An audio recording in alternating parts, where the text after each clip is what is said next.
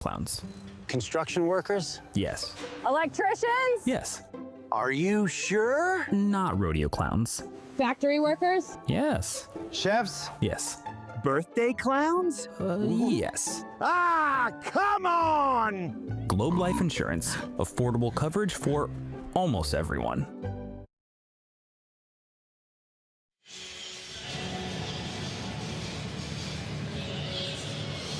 A perfect start in the top of the first for the true freshman from Maypearl, Texas in Cord Rager. Now it's his Oklahoma offense who comes to the plate for the first time. Their starting lineup brought to you by Shriners Children's, the most amazing care anywhere. 2 great wins, no changes. If it ain't broke, don't fix it for Skip Johnson. Everybody's in the same order they've been in the first 2 games.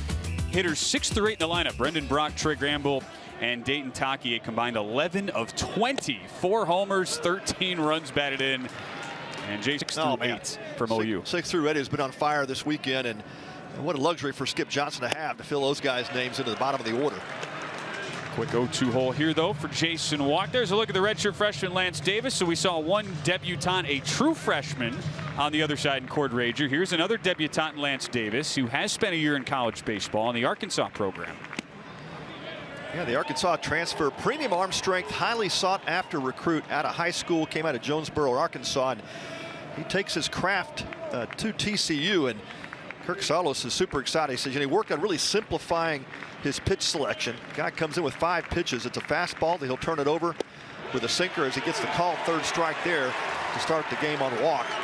But you'll see the slider, cut fastball, and changeup. That was the slider, and that was impressive. Man. Look at the defense behind Lance Davis. They made an error in the first inning on opening day from Jack Bell. Since then, perfect. Cole Eaton starts in left. He was a defensive replacement last night. He'll make his first start. And they put Nolan Traeger back behind the dish. He started opening day for head coach Kirk Saarloos, who will catch up with in the top half of the next inning.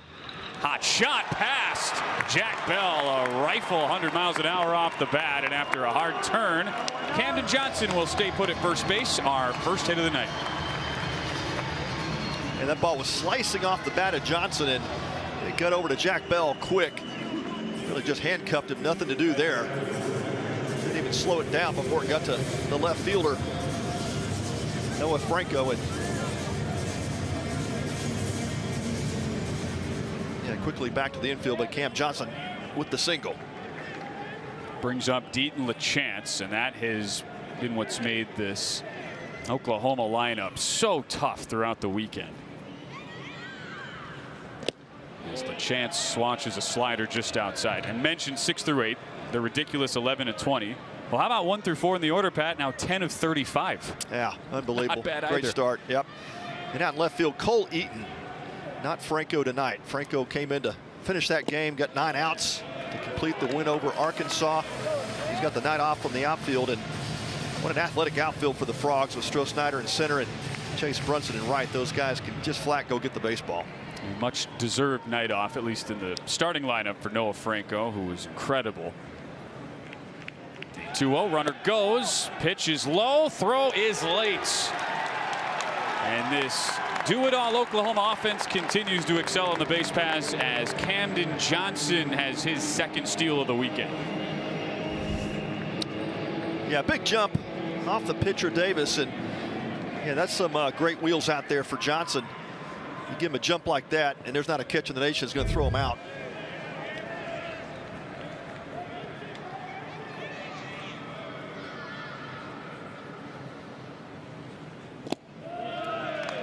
Four-pitch walk, and LaChance is aboard.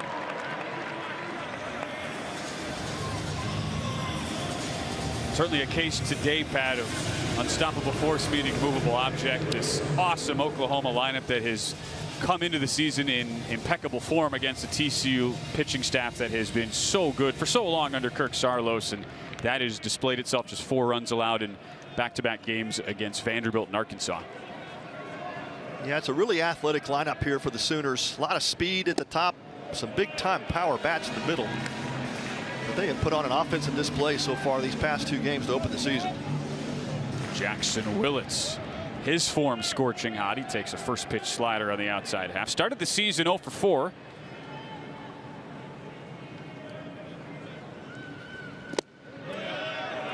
as he takes a pitch that just misses on a fastball 1-1. But since then, he's 3 for his last 5 and has driven in 5 runs. And this is the one guy that Skip Johnson does not hesitate to put in the middle lineup no matter how he's hitting. Great legacy. His dad, Reggie Willits, of course, former major leaguer.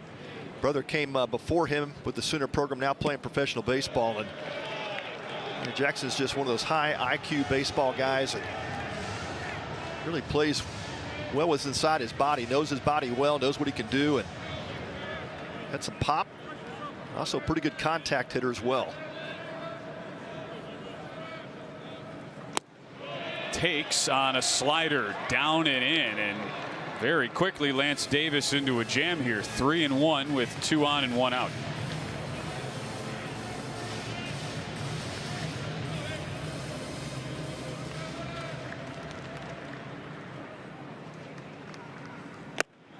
He's taking, and it's another walk. So 8 balls in the last 9 pitches here for Lance Davis, and Nolan Stevens, the only player who has seen time in this Oklahoma order to not have a hit this weekend, comes up with the bases loaded. Yeah, first visit tonight for Kirk Saarloos, and yeah, Lance Davis just trying to pick a little bit too much. And this is not one of those teams you have to do that on in terms of getting ahead. You have to get ahead of these Sooners because they will take advantage. They're very patient hitters, but they'll take advantage of those counts that when they fall behind. And yeah, it's a big moment for Davis. See Kirk kind of getting in his ear a bit. It's really challenging his pitcher to compete into the zone.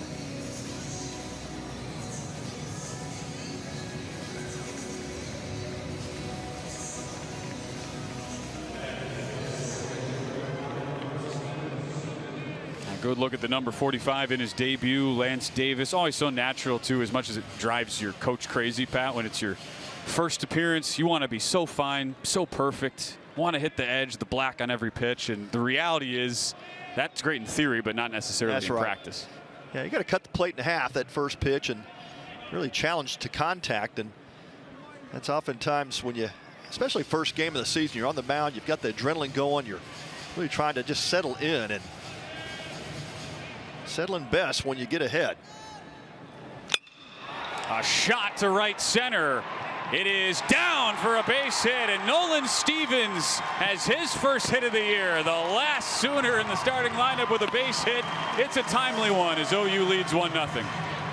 Yeah, Stevens sitting all over that fastball delivery and gets it a little bit off the end of the bat. Kind of one of those tweeners that Sawyer Strohsnyder had to make that split-second decision. Did he come in and try to dive and catch it in the air? That time kind of settles back, not wanting to make a mistake and let that ball get by him. And they do hold the Sooners to the 1 run as all the runners had to hold to see what was going to happen with Strohsnyder in center.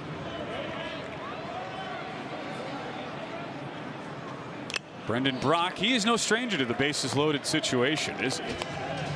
Oh, grand slam opening day.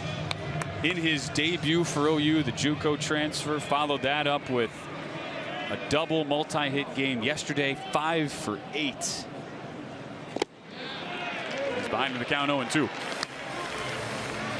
Yeah, the obvious question with him transferring in Southwest Illinois College was, could he handle the pitching at this level? And I think he's more than proven that.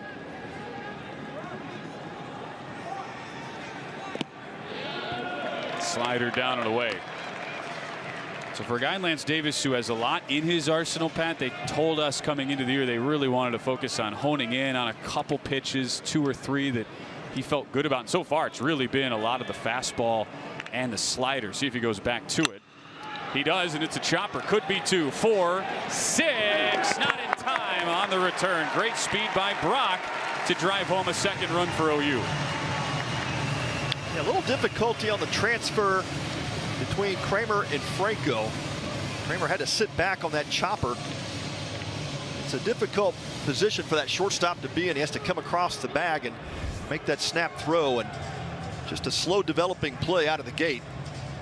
So the Sooners pick up their second run on the fielder's choice. They get 6 RBI now from this 14 RBI, I should say, from the bottom of this order, 6 through 8 for Oklahoma. And Trey Gamble has 5 of those, along with 2 homers.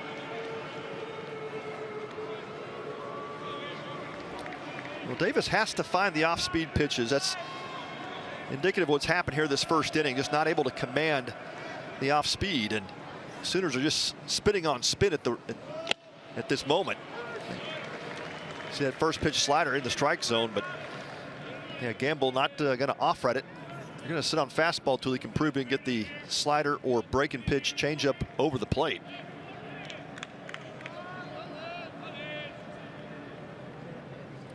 Runner goes. That's outside. They do throw down. It's a good one, but just a hair late as Brock shows off the wheels.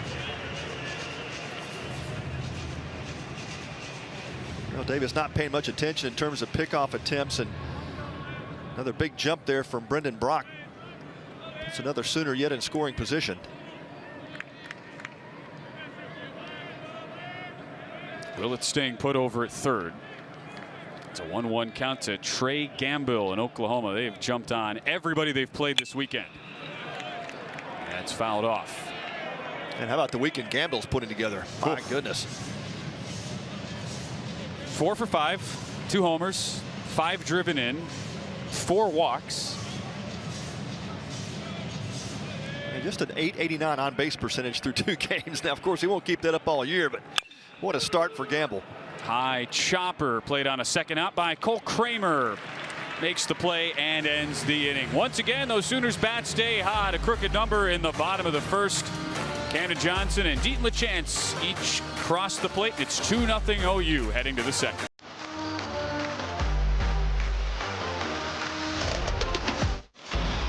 The appetite for destruction returns. Guns N' Roses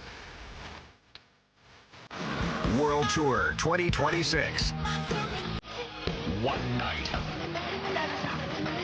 Globe Life Field, September 9th.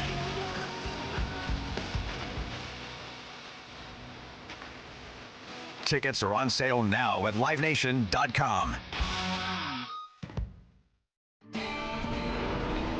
We've seen touchdowns and we've seen home runs, but Arlington has never seen speed like this. A stampede of drivers who fear nothing and no one. Crowds that match the volume of 700 horsepower. A spectacle built between 2 of the most iconic stadiums on earth. How cool. This ain't our first rodeo, but it might be our fastest. At Shriners Children's, we're home to the world's leading pediatric orthopedic care. Because so many life-changing advancements start here. We provide access to the best doctors and never allow your ability to pay for services to compromise the care your child needs. We're the first place to turn for the most common or complex orthopedic conditions. Home to possibility and empowering kids to achieve the extraordinary. Shriners Children's, the most amazing care anywhere. We head to the second, early 2-0 lead for Oklahoma on top of TCU in our Shriners Children's Championship game. Time for a chat with Kirk Saarloos, head coach of the Horned Frogs, brought to you by Shriners Children's, the most amazing care anywhere. Kirk, been great catching up with you all weekend. Bit of a shaky start out of the gates here for Lance Davis. What did you talk to your youngster about there? Well, I think he was being a little too passive. You know, told him, you know, he's got too good of stuff, and you know, this is his first time. He redshirted last year, so this is his first time in a competitive game in quite a long time in terms of you know, playing an opponent. So trying to get the nerves out of him, understand that he's got really good stuff, quit being passive, and start attacking the strike zone a little bit better and pitching ahead. And you know, hopefully we can get him going here. I know we will. Yeah, Kurt, back home since been a great weekend for you guys. A couple of gritty wins over Vandy and Arkansas. And you told us we might see Noah Franco out of the bullpen, but did we expect to see that last night? Well, I was hoping for a good solid 1 inning, and then it was 2, and then he looked at me as he came back after the 8th inning and said, "I'm going back out." I said, "I know, big fella, you will." Yeah, that was awesome. Fun to watch. And Kirk, you know, coming into the season, I think you had a pretty good idea of what the starting pitching would look like, but with the bullpen, what's the key in these early season games as you're trying to figure out roles and responsibilities? Well, I think a lot of it comes down to those long reliever guys. Get down the corner, tag stay the fair. left. Will that stay fair? No, it will not. It's kind of those long reliever guys right now in the beginning part of the year, because you're on pitch counts with your starting pitchers. You know, you're seeing guys go about 5 innings, sometimes a little bit less than that. So it comes down to kind of that next wave of guys that, can get you into the 7th inning, and then you can start using the guys that you feel like kind of our back end guys to help you win a game. So that was huge for Noah and us yesterday. The guys that we used on Friday will be available back again here today on Sunday. So really, I mean, that middle stretch of middle relievers is big early on in the season. Yeah, I see that guy next to you, Bill Mosiello. Love Mosey. Yeah, he's pretty good, isn't he? Yeah, I tell you. He's got a bad knee, though. I mean, you can see him hopping. He is limping around. Yeah. What's going on, Mosey? They don't. You don't rebound from surgeries when you get a little bit longer in the tooth, but that's why he's not coaching third. He said, if I can't run on the field, I'm not coaching third. So that's why Coach Mo's in the dugout. The first time in my 11 years with him that we've been in the dugout together while we're on offense. So a little bit different, but same stuff. It's like your security guard over there. Yeah. What he's looking like. Kirk, always appreciate the time. It's been a pleasure. You bet, guys. Go Frogs. Leadoff walk. Now a chopper right over the third baseman, Camden Johnson. Nothing he could do about it. The wheels of Franco go first to third, and TCU immediately putting some pressure on Oklahoma after giving up the 2-spot last inning. Yeah, great response from this TCU offense. And as we talked about, that grittiness factor, you know, you love to see that early in the season, especially if you fall behind here 2-0 like they've done with Oklahoma. It's just the kind of lineup, really kind of the identity that the Frogs have built over the years. It's that strong pitching, great defense, but grittiness on the offensive side, and showing it right there with Liddington get that high chopper single. 3 for 9 in his debut weekend with the Horned Frogs, Rob Liddington Jr. It's Nolan Traeger who takes a called strike. One of the things of the many areas where Kirk Saarloos is extremely blessed this year is in the catcher position. I mean, such a great luxury to have 2 outstanding options.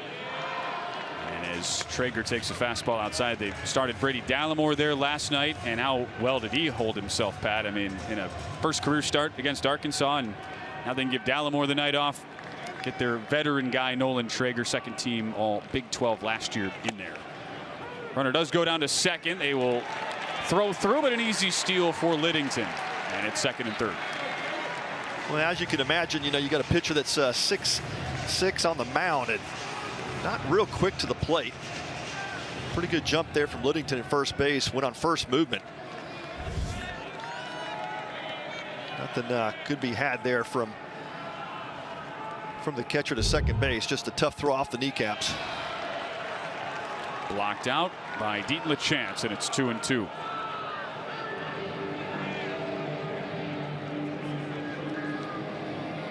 And LaChance catching his 3rd game in as many nights. Position that Skip Johnson had to fully restock after losing Easton Carmichael and Scott Motor last season. Hard hit ball left center. This will get a run home as it's caught by Gambill out there in the gap. And the Horned Frogs are on the board thanks to a Nolan Traeger sac fly.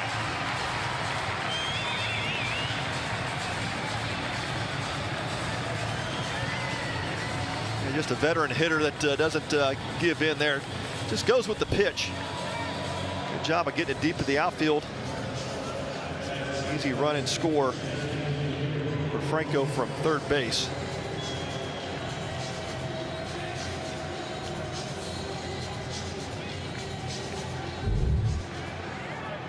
So Traeger gets his first RBI of the season. Jack Arthur made his first appearance of the year last night. Did walk in 4 trips. He takes a first pitch strike. You have to appreciate on a Cord Rager, though, Pat, outside of that walk to lead off the inning, he has really attacked all these hitters, even when they've hit him a little bit. Yeah, the command is there. That's exactly what you wanted to see in that first inning. He settled in quickly with those 3 Ks, and he's locked in with a couple of his pitches here. Like to see that early, especially from a freshman. Moment is not too big for him so far. 1-1 count here. 1 down in the top of the second after the Nolan Traeger sac fly. It's a called strike. One of those situations as a coach, you hope your players are paying attention, because up on the Jumbotron they've got 2 outs. That's right. So don't run. Don't trust the board. You can't always trust the board. There's a great look through the TCU fans from our outstanding camera crew. High pop up here on this championship Sunday night. Who wants it? Taki will, and makes the catch. That's the second out.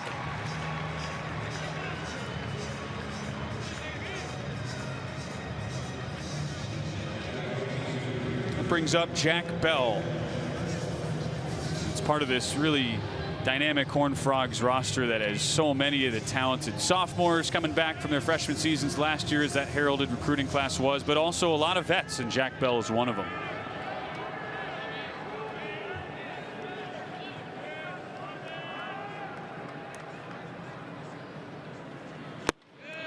As he takes outside on a slider.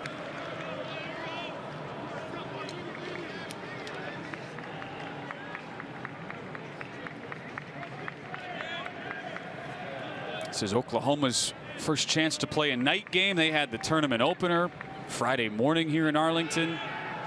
Throw behind, almost got there with Liddington, a little aggressive off second. Well, got to be a thrill here for OU. They get the night game. It's a championship environment. And you wondered how would TCU come back after that 23,000 attended game last night that was unbelievably electric. Felt like we were in Omaha. And a bit emotionally draining. You know, at the end, they were just hanging on. Noah Franco shut the door, but there was a couple of times Arkansas could have tied it, had runners in scoring position. It was an exciting game last night, and of course tonight now playing for the trophy. Be a great presentation at the end of the game here for the winner of the Shriners Children's Classic. Good pitch on the front door, and it's 1-2 to Jack Bell. This is the 6th year of season opening college baseball here at Globe Life Field. 3rd year we've been under the Shriners umbrella, and the 1st year we're going to have a team go 3-0. Question is who?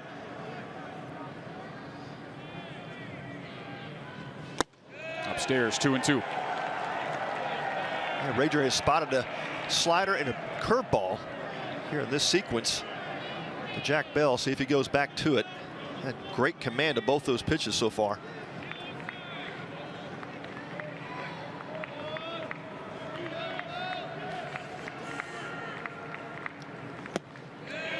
Bit of an overthrow, and the count runs full. Skip Johnson, so known for the transfer products, whether it's JUCO guys, D1. He's brought in a ton of them over the years, resuscitating their careers. But here he was able to find this guy, diamond in the rough, true freshman from a town less than 1,000 population, and here he is in his first career appearance, getting a swing and a miss.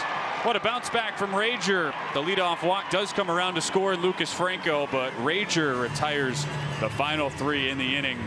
As we head to the home half of the second, we're underway. Championship Sunday night here at Globe Life Field. It's an early 2-1 lead for the Sooners.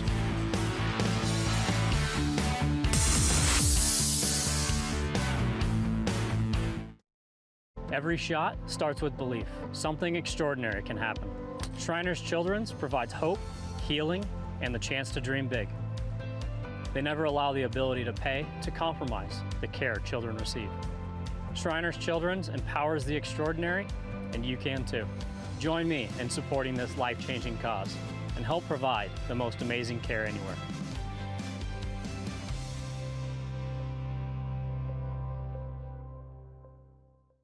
The biggest weekend in rodeo is coming to Arlington, Texas. The American Rodeo Championship Weekend returns May 22nd and 23rd at Globe Life Field, with special live performances from 2-time Grammy-nominated Midland on Friday and country superstar Chris Young on Saturday. This is rodeo at its finest, and the only place to experience it is Globe Life Field. Don't wait. Tickets are on sale now at AmericanRodeo.com. Winter, the only season you can't see a go-ahead home run. Can't witness a filthy strikeout. Holy moly! Can't even experience a walk-off. That ball is history! And you're reminded there really are only 2 seasons, winter and baseball. How about that? So how do you win your winter? You get ready for baseball. Single game tickets now on sale, all for Texas.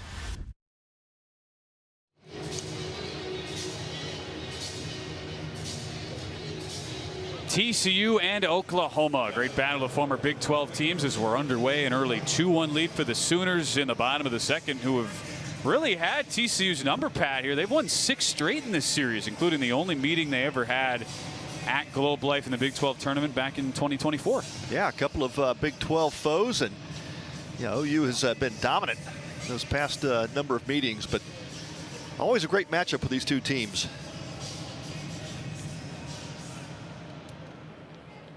OU going to the SEC last year, and with a win would make it 3 Shriners Children's champions out of the SEC. Tennessee won it the first year we had the event under the Shriners umbrella. Texas won last year after getting walked off upon on opening night, but they bounced back.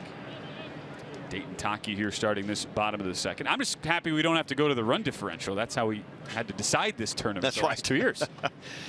This feels legit. It does. Yeah, the true champion, right? The 3-0 team. And yeah, it's not that hard to believe, though, that teams have won this thing at 2-1 records. You look at the history of this tournament, just the great teams that have come through here, typically kind of a Big 12 SEC flavor. And over the years, we've seen some outstanding teams. A lot of these teams have gone on to the College World Series. Tennessee wins it. High fly ball down the right field line. Kramer, Brunson, both there. It's Brunson with the call and the catch. And even not considering that this event now is stretched out over 3 weekends, even if you just took the first weekend alone, the Shriners Children's portion, we've had at least one College World Series representative every year going back all 6. That's right, and a couple of champions. Now, last year through the 3 weekends, we ended up with 5 of the 8 Omaha teams, 89 draft picks. Wow. So only question is, it's getting harder and harder to one-up ourselves. That's right. I mean, to try to say we're going to get 5. Now, we do have the #1 overall team preseason poll, UCLA, coming in here in a couple weeks. As a called strikes taken by Kyle Branch. But what's also special is usually there's one unranked team preseason that comes out of here and ends up in the rankings pretty quickly and ends up making a run to Omaha. And OU did that certainly. in 2022. They would certainly be our leader in the clubhouse this year. There is no doubt. I think obvious questions for OU coming into the season was just that rotation. What was the weekend rotation going to look like for Skip Johnson? Slow roll to the right side. Kramer, easy as can be, handles his position so well. And there's a quick 2 outs. This has been much better here from Lance Davis after the shaky first.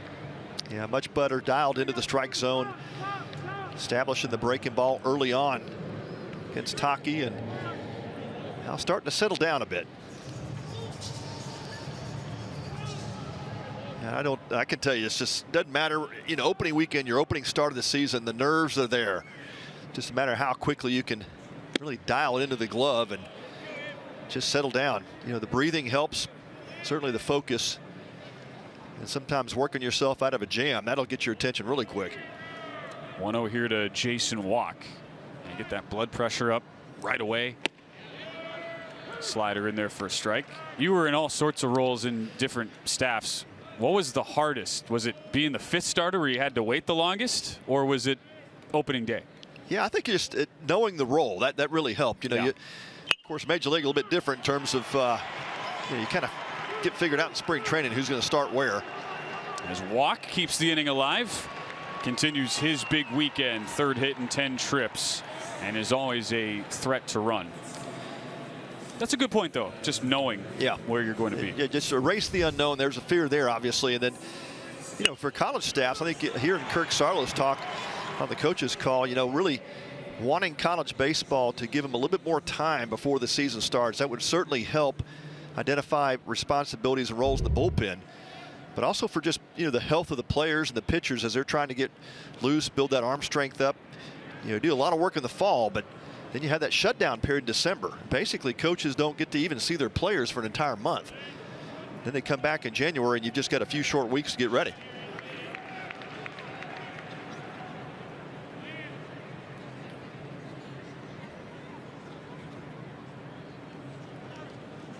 Camden Johnson takes a first pitch strike. Seems like that was a theme in pretty much every coach call. We talked to them about the state of the game. It's, hey, why don't we shift the season a little bit later? Right. After all, we are getting to a place where college baseball much more reflects the current minor league setup anyway.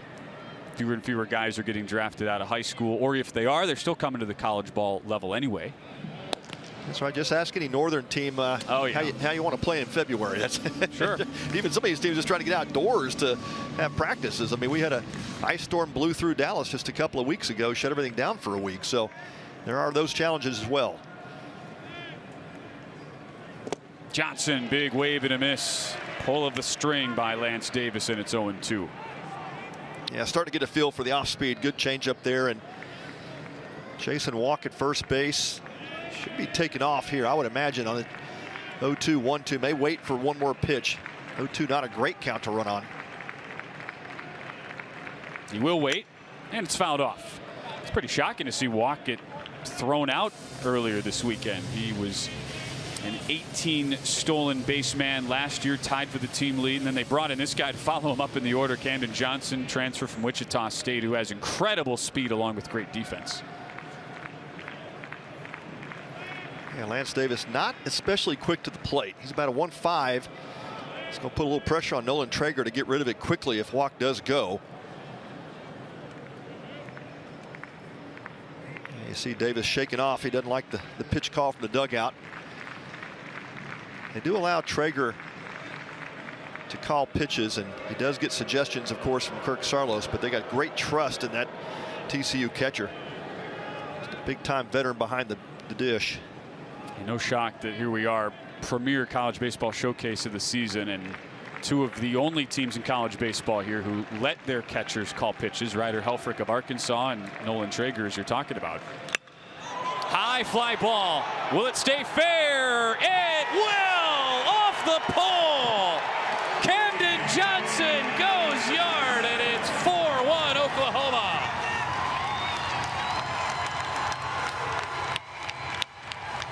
Well, if that's the pitch Davis was shaken to, that was the wrong one. The hanging slider in a middle end part of the plate. Camden Johnson jumps all over it. About halfway up the fair pole out there in right field.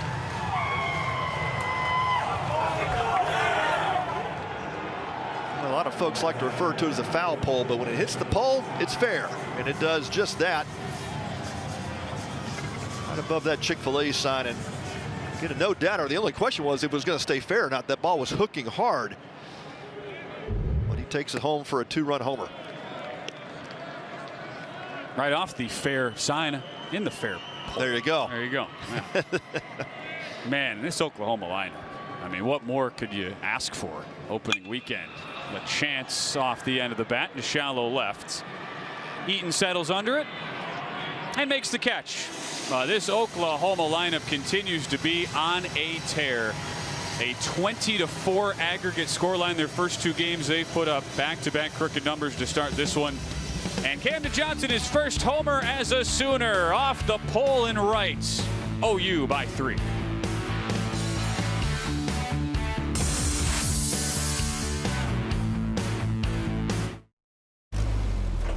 There's a big deal going on at Whataburger. Like the new Big Ranch Wrap, a crispy chicken strip, buttermilk ranch, cheese, and fresh veggies in a warm tortilla. Or go bigger with 5 premium Whata chicken bites. Or go bigger than big with our Bacon Cheese Whataburger Jr. with fresh 100% beef and melty cheese. Make it even bigger with fries and a drink for a little more. Now that's a big deal. The Whata deal, now at What a Burger. Download the app.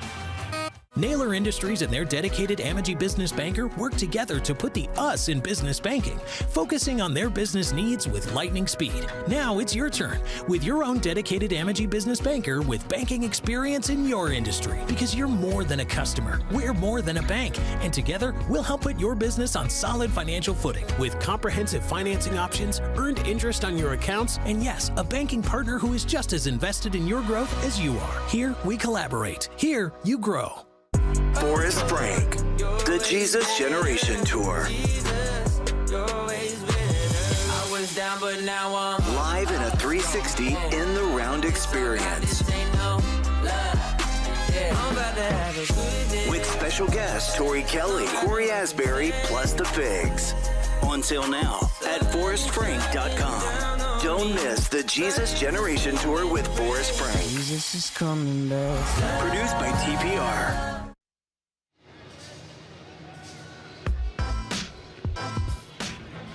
Kelly, it's a 4-1 lead for Oklahoma to the third, and the starting pitching dominance has continued. All started Friday. Cam Johnson, 11 punch-outs in 6 innings in a 10-3 win over Texas Tech. Here's how it looked on opening day. He was awesome. We were going all right.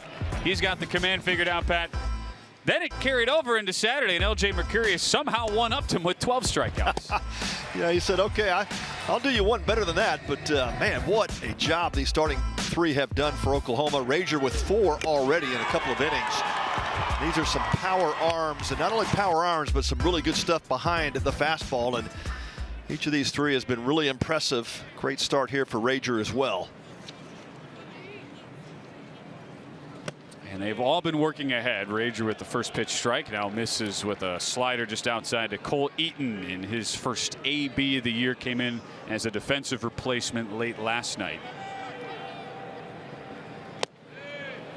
And that's all Oklahoma faced as they ended last season. They lose the top 2 starters, Kyson and Malachi Witherspoon, brothers, taken overall by the Red Sox and the Tigers, and then Cade Crossland taken in the 4th round by the Cardinals. And so Skip Johnson's left without a rotation. Well, it's only happened back in 22 and 20 as well. We lost all 3 of his weekend starters, and not a big deal for Skip Johnson. Nice scoop by Taki.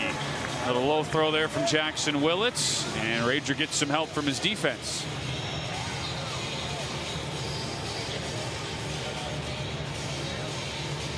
I'm still petitioning them to overturn that error on Taki from opening day. That was not fair. Yeah, that was. He's been great over. That was a first. bullet. He really is. Good glove for a big man as well, and that was about as sharply hit a ball as we've seen on the infield, and he was able to knock it down. Just couldn't make the play, but especially holding the guy on, and that ball was a bullet. Well, he makes this play, top of the order now for TCU with a ball inside. Everything you say, though, about all the pitchers Oklahoma has to replace. If you didn't know any better, you just dropped in from Mars and you're watching this team for the first time, you would have just assumed this weekend rotation has been in place like 2-3 years with how comfortable they all look out there. That's exactly right. I think it's just a testament to Skip Johnson. You know, he's also known as one of the college baseball's best pitching coaches, and just a great pedigree in that area, but a great developer of talent. Give him an arm and he'll figure out how to make a pitcher.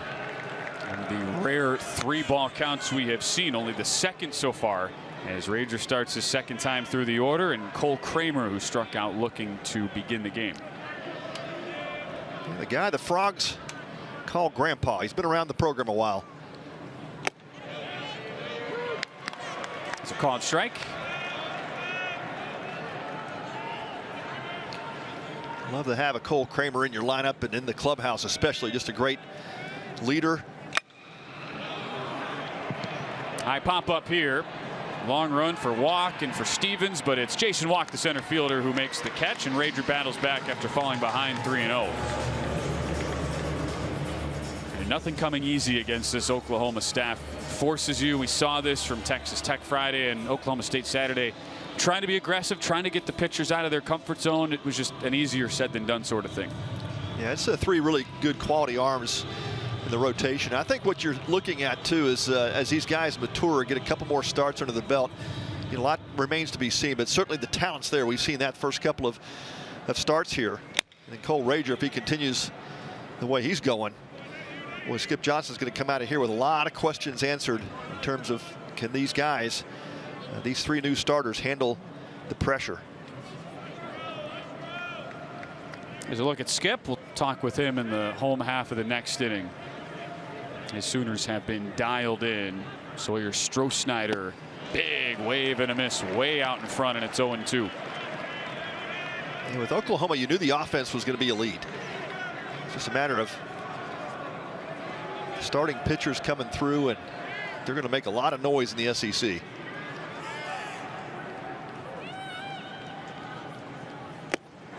Goes right back to it. Another punch out for Rager. That's 5 in the first 3 innings. Locks up Stroh-Snyder, and we go to the bottom of the third. Get to talk with the head coach of the Sooners on the other side, Skip Johnson. OU on top 4-1.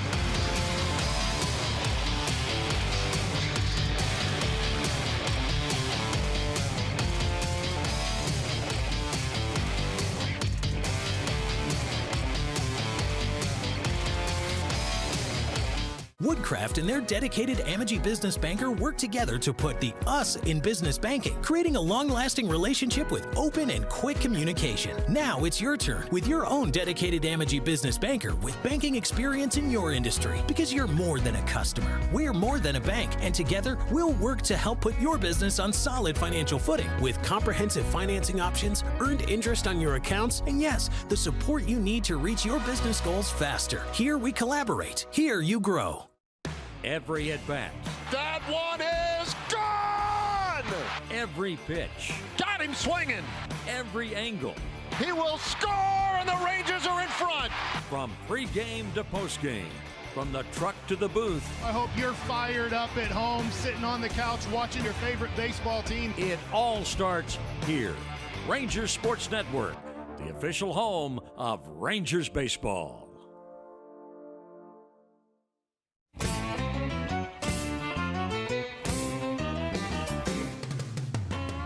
The Rangers Foundation is really proud to support our community where they need us and when they need us. Crowds are bigger each year, and we're able to bring our donors in, and with the silent and live auction, we've raised almost $9 million to give back to our community. Every year I come and support our organization. That's what we do best, helping the community.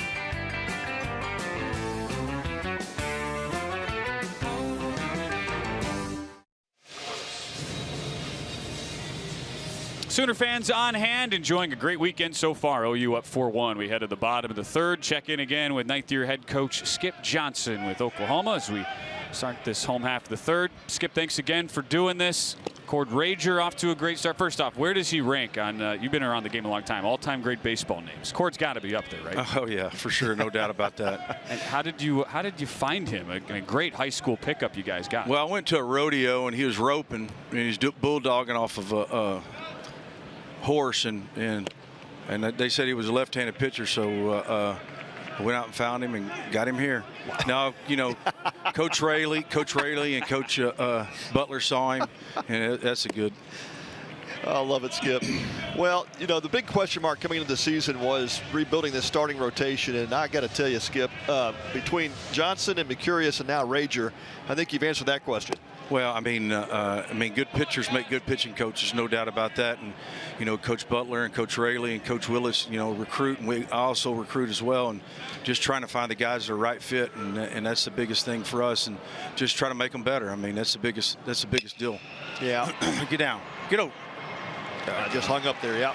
Well, Coach, you had to replace an All-American catcher and great leader, Easton Carmichael, but tell us what Deaton LaChance has brought to this club. Yeah, he's really good. I mean, he loves to play. That's what's fun to, watching him play is just, he plays with so much passion. He has fun. He's always smiling. He's always in a good mood.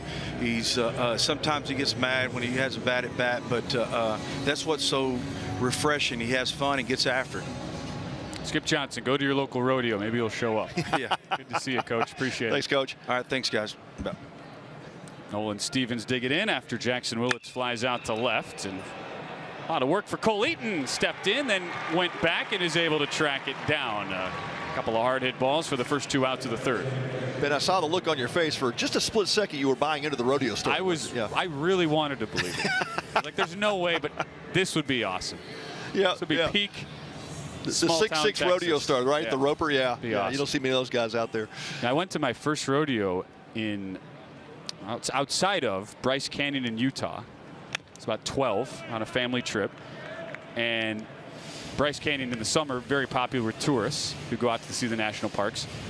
We were the only Americans there. It was full of German tourists at this rodeo, and they could not have had a better time. They were just loving it. They had no idea it was happening. And I was like, is every rodeo like this? And my dad said, no. No, that's right.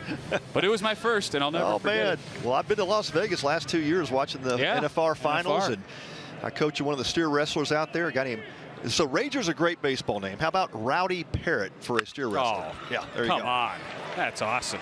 Rowdy. The middle, Brendan Brock keeps the inning going and keeps his outstanding opening weekend alive with his 6th hit in 10 trips.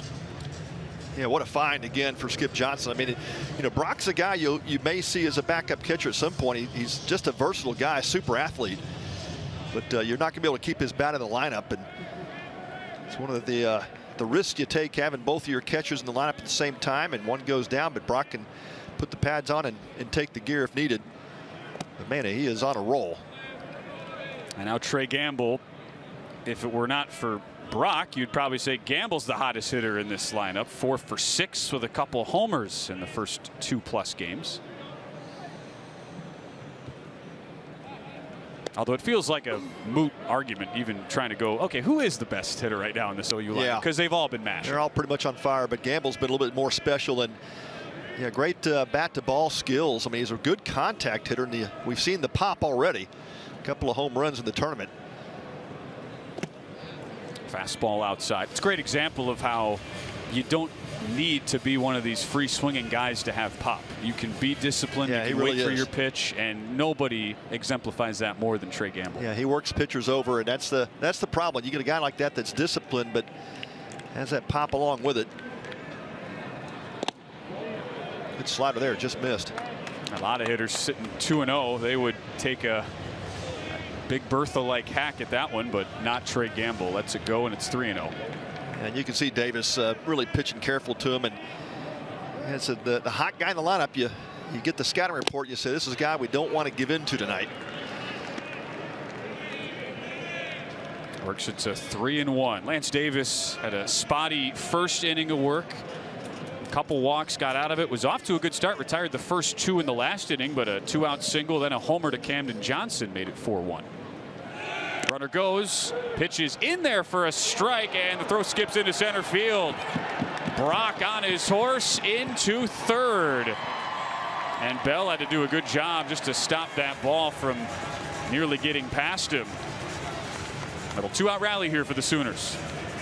Yeah, pitch looked up in the zone, and not sure if Traeger maybe just slightly hesitated, thinking that was ball 4, but just an offline throw gets by Franco at shortstop and jumps into center field. Yeah, he tried to pick it,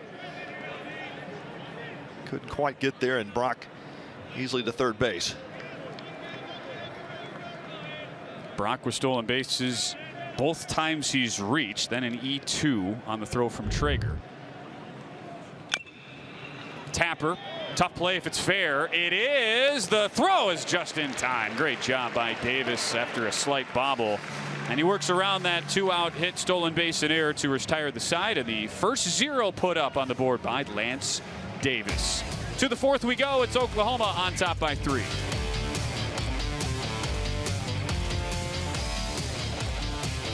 Possible Missions and their dedicated Amegy business banker work together to put the us in business banking by sharing the same values both in the office and out in the community. Now it's your turn with your own dedicated Amegy business banker with banking experience in your industry, because you're more than a customer. We're more than a bank, and together we'll help put your business on solid financial footing with comprehensive financing options, earned interest on your accounts, and yes, by being a true community partner. Here we collaborate. Here you grow. There's a big deal going on at Whataburger, like the new Big Ranch Wrap, a crispy chicken strip, buttermilk ranch, cheese, and fresh veggies in a warm tortilla. Or go bigger with 5 premium Whata chicken bites.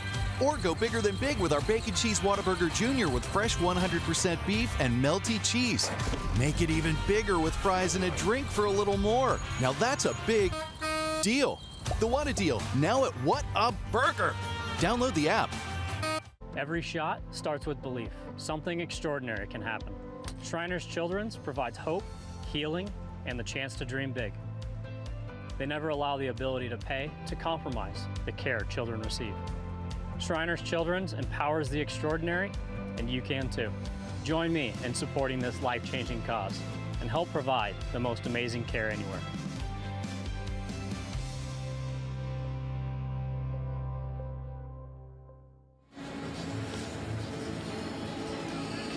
A lot of TCU fans making their voices heard all weekend, off to a 2-0 start. Some work to do here, down 4-1 to Oklahoma as we go to the 4th. So pleased to be joined now up in the booth, former Horned Frog, former Texas Ranger, and Dallas native Brian Holiday. He's back with us for another year. I mean, they loved it. The reviews were in, Brian. They were great from a season ago. Thanks for doing this, man. You've been a busy man all weekend, it sounds like. Oh, yeah. A lot of kid sports, chasing them around, coaching baseball, softball, and then get to watch some volleyball as well. So. Holy Trinity right there. You got it all. You've got it all covered. Well, sure you had a chance to see last night. I mean, what an atmosphere, and it's got to make you feel so special. I mean, look, it was mostly Arkansas fans. At the same time, though, for TCU to be a part of that, to get a win on a night where we broke the college baseball attendance record here at Globe Life. Yeah, those Hogs travel well, but it was a great sight to see. I mean, this whole tournament's a great environment, and it's a lot of fun to come to. Yeah, Brian, I remember you catching back in the days, and you know, Coach Schloss just had so many great things to say about you as a player, a leader, and of course ran that pitching staff so well. But what was tell us about some of your favorite memories as a Horned Frog? Man, there's so many great ones. Obviously, my favorite, since you brought up Slosh, was dogpiling on that Longhorn. Oh yeah, down at UT. So that one's going to be hard to top. Hard shot. There's a base hit. Chase Brunson, you come in the booth immediately. Horned Frogs start a rally going as we begin this top of the fourth. There we go. Got to wake the bats up a little bit. Did you guys have any two-way players like a Noah Franco when you were around throwing, first team all-conference hitter and then turning around throwing 97 with a wipeout slider? we had a lot of guys that thought they were. That's right. Yeah. There you go. But no, we didn't have anybody like that, and man, he is something special. He's a lot of fun to watch. And we're watching Lucas Franco. It's funny, they're not related. I've had so many people ask, wait, they're brothers, right? They just assume because they're both incredible baseball players. It's funny how that works. I think we just go with it at this point. That's right. Just go with it. Now, this is amazing. I'm just curious from your perspective now, too. You see these 17, 18-year-olds come in with professionally built bodies now and with the games to back it up. It's got to be wild to see how that development has come. Yeah, it is. It's honestly crazy what these kids are coming in looking like physically. I mean, I remember when I saw Lepore for the first time, I thought he was a middle linebacker. Right. And it's just, these guys are just so physically strong, and it's really impressive. Brian, talk us through your professional career and your time in the minor leagues, and just not a lot of guys get a chance to do it at that level. Yeah, luckily, I got drafted by the Tigers, so I was kind of in the right place at the right time. I was able to shoot up through the minor league system pretty quickly and make my debut with them after about a season and a half in the minors. That is quick, yeah. So I was in the right place at the right time for sure. But man, it's just such a fun journey to get to do what you've always dreamed of doing, and I mean, every day in the locker room, getting to be around those guys was just such a special day, and so I just really enjoyed it. I mean, I wish I could still be doing it, but yeah, but don't we all? Yeah, exactly. And you get to come home and play for your hometown. That had to be a thrill. Oh, that was such a great time in my life. Being able to play for the team that I grew up watching, that hometown kid, and I mean, I had to leave a lot of tickets, but, yeah. But it was definitely worth it. 2-1 offering, chopped foul by Lucas Franco. I love Brian putting Pat on the spot. So everyone thinks of the 2010 drafts. They think of Bryce Harper. And he was obviously the first guy to come out of that draft. Position players we're talking about to make it to the big leagues. Can you name players 2 and 3, Pat, from that draft who made it to the show? No clue. Yeah. Cole Calhoun, number 2. The guy next to you, number 3. There you go. Brian Holiday. Should have known that. You're part of one of those MLB footnotes. It's pretty cool. And what a draft class that turned out to be. Yeah, it was a great draft class, and I was fortunate enough to get to play with Cole when I was with Arizona. Yeah. But yeah, I wish I would have edged him out to be number 2. But Bryce Harper was going to be a tough one to beat. Yeah, no doubt. Yeah, you had your work cut out for you there. Even if Dave Dombrowski allegedly said he's not elite anymore, he's a pretty elite baseball player. Wave and a miss. Pretty pitch from Cord Rager. Goes with the slider, and it's a first down as Franco's down on strikes. We were asking Skip Johnson if Cord Rager where that ranked in his baseball names list. Pretty high. That's a good one. That's a really good one. Well, Brian, it sounds like you're chasing your kids around, and where have you settled into the area here? Oh yeah, we have a great community. We live here in Fort Worth, and I'm down there with my friends and family right now, and we have just such a great community. And my wife, honestly, I got to give her a ton of credit. When we got traded to the Rangers, we'd actually just moved back here to make this our off-season home, and she was like, nope, you're getting involved in the community, you're going all the stuff, we're doing T-ball, we're doing all the things, and she really, forced me to get ingrained with the community, and it's been such a blessing ever since. That's great. Great story, man. That's what in there on Rob Liddington Jr., a friend of mine, Shane Maxwell, TCU alum. I had never gotten to see campus.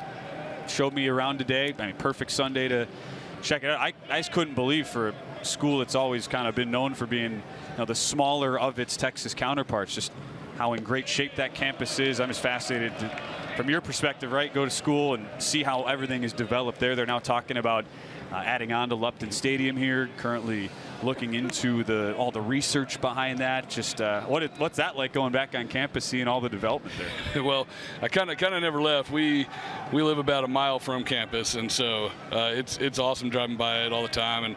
And like you said, it's just one of the most beautiful college campuses you'll see. They take tremendous pride in making it look as good as it looks, and the growth has been tremendous, and it's great seeing the program that you love have so much success, academically and athletically. And Brian, what makes TCU such a special place in terms of the culture? And of course, you guys have this frog ball tagline, but talk about the identity of this baseball program. Well, I think it's just, like I said, it's a great culture, and it's something that, we've ingrained, back from guys before me, like Matt Carpenter and Chad Huffman and Royce Huffman and Lance Broadway, Arietta, all these guys. It's just something that we've, taken a tremendous amount of pride in, developing a culture that we can pass on from team to team. And they do a great job of bringing alumni back, talking to the team, and telling them what made us successful and what can we give to them. And so we just really try to keep passing it forward. Yeah, I mean, you guys really put TCU baseball on the map. I mean, it's been really just fascinating to watch. I played for Lance Brown my first year when I was at Rice. Of course, he came in and take over the baseball program, but Schloss got there, and it just seemed like it just became this aura you guys built. In terms of getting to those College World Series, it became pretty common to see you guys in the postseason every year. Yeah, we definitely had a chip on our shoulder, being the small private school, right. And we wanted to prove everybody wrong, and so, we just took that attitude and we played every game like it was our last, and we just wanted to go out there and leave it all on the field, and when you get a bunch of guys that buy into that philosophy, then you'll be tough to beat. Talking with Brian Holiday in the booth right now, former TCU Horned Frog, as Liddington chases a fastball upstairs. There's the second out of the inning with Nolan Traeger coming up. Well, former Johnny Bench Award, best catcher in the country, led the Horned Frogs to their first ever College World Series. It's so great to see you still around, giving back to the community, and always a pleasure to catch up with you. Thanks for doing this as always. Thank you very much. It's a pleasure. Like I said, it's a great tournament. It's a great atmosphere. So thank you to Shriners Children's and everything they do to put this event on. It's a great event. You got it. We'll look to make it 3 for 3 next year. Absolutely. Go Frogs. Absolutely. Thanks, Brian. Thank you, guys. So 4-1 game right now for OU. After that leadoff single from Chase Brunson, and Cord Rager, he's been awfully deliberate, not wanting to give in at all. A bunch of throws over to first, and it's always fascinating too, Pat, when you have a pitcher just rolling who's a youngster as well. You never know how will they handle that first time with some traffic on the base paths. And I mean, Rager looks like the wily vet out there, just slowing everything down. Of course, right as we say that, runner goes, throw is a good one, and it's on the money. Well, Chase Brunson thought he was safe. They'll hold up play, but that was a dime from Deaton LaChance down there. Sure was. Great throw, great catch and release, and throw was a little bit up the first base line. I think that Brunson felt like he got his hand in before the tag was made, and immediately called for that challenge, and Kirk Sarlos is going to trust Chase Brunson on that, and they will go to the replay here. The umpires have gathered up in the middle of the infield, and Oklahoma's going to hold their positions for the time being. But it was a called strike, and LaChance popped up, and man, what a quick release from the Sooner catcher. Looked like Brunson had that bag stolen easily. And he must have known we had Brian Holiday up here with us, Pat. Wanted to put on a show. Exactly. Yeah, there's the tag. Looks like kind of further down the leg near his shoe, and so we'll see if this This call is overturned. Looks like the hand is there, but the tag is also applied. They're going to take a look at maybe a couple different angles. And it goes back into such the finer points of pitching, Pat, and whether or not it'll have an impact on this particular play.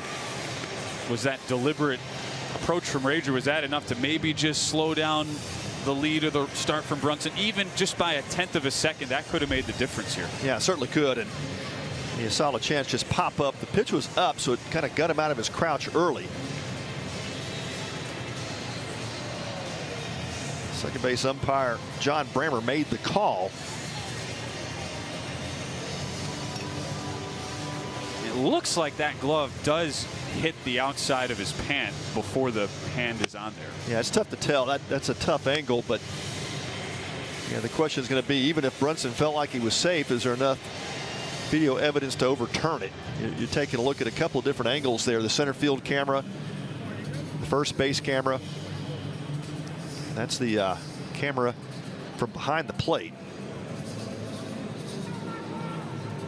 See, unlike you, I don't have a perfect record to uphold on these, so I'm not afraid to be wrong. I think they're going to hold this call. It's going to be hard to overturn that one, even if Brunson felt like the fingertips maybe have hit the base before the tag. But that's part of the replay challenge. You may have felt like you trust your player. He wants to help his coach out. Of course, it's a big call. It puts Brunson at second base. They're down 4-2, and certainly don't want to give up an opportunity for a run here. If give Nolan Traeger a chance to bat him around, but they're taking a long time on this one, trying to take a look at a couple different angles to see if they can overturn it. I don't think they will. With how well Rager and this whole OU staff is pitching, just to give them any outs on the base paths just almost feels like a double whammy. Yeah, that one hurts. Yep. Here comes Chris Koski leading our crew, and they will uphold the call at second. He is out. A BB from Deaton Lachance, and they wipe out Brunson to end the inning. It stays 4-1 Oklahoma. We head to the bottom of the fourth in the Shriners Children's College Showdown Sunday night championship game from Globe Life Field. It's the Sooners who lead by 3.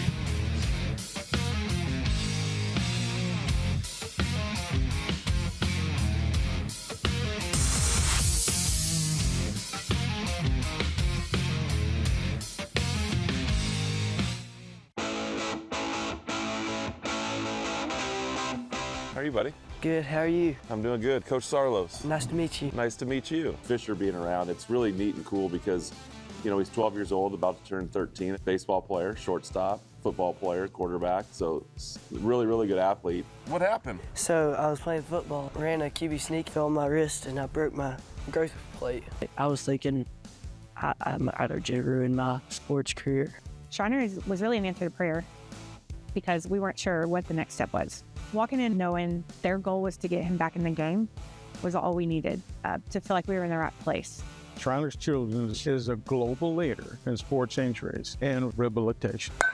Sports medicine has been extremely important for us as we continue to try to help the children and their families, regardless of the ability to pay. What's really awesome about Fisher is that he's such a high-spirited, high-energy kid, even though this did happen to him. Having him out here is really important to us because it shows there's a place for everybody on this squad. Fisher's part of our family now, and he's part of Shriner and their family. Our job as a family is to look out for one another. Go Frogs!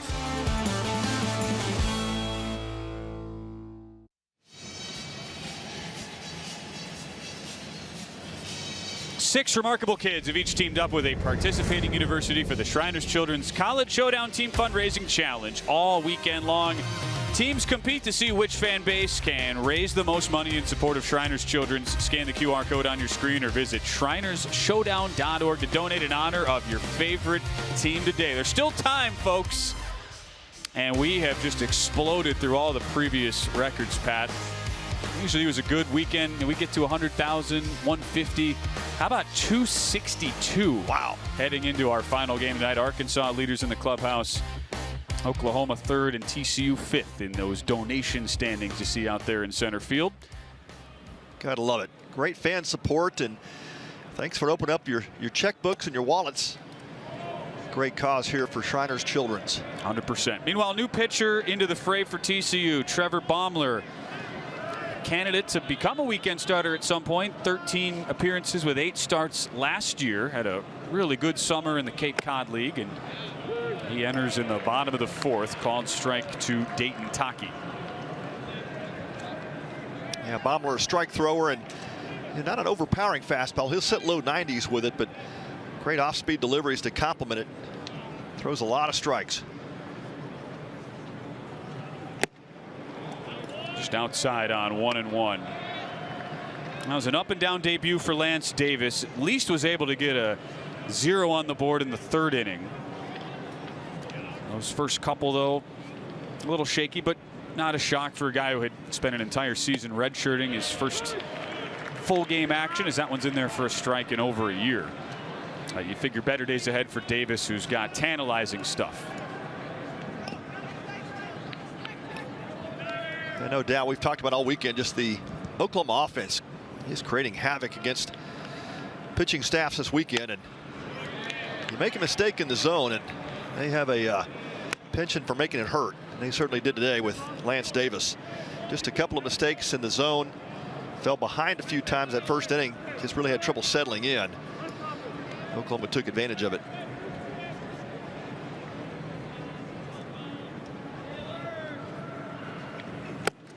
Wave and a miss on 2-2. Good start for Baumler out of the pen.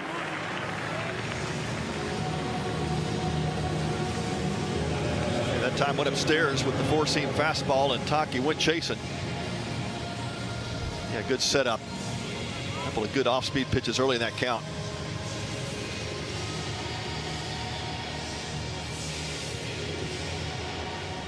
See on our flow tracker, running up and out of the zone. Taki gives chase, and it's Kyle Branch up second in the inning.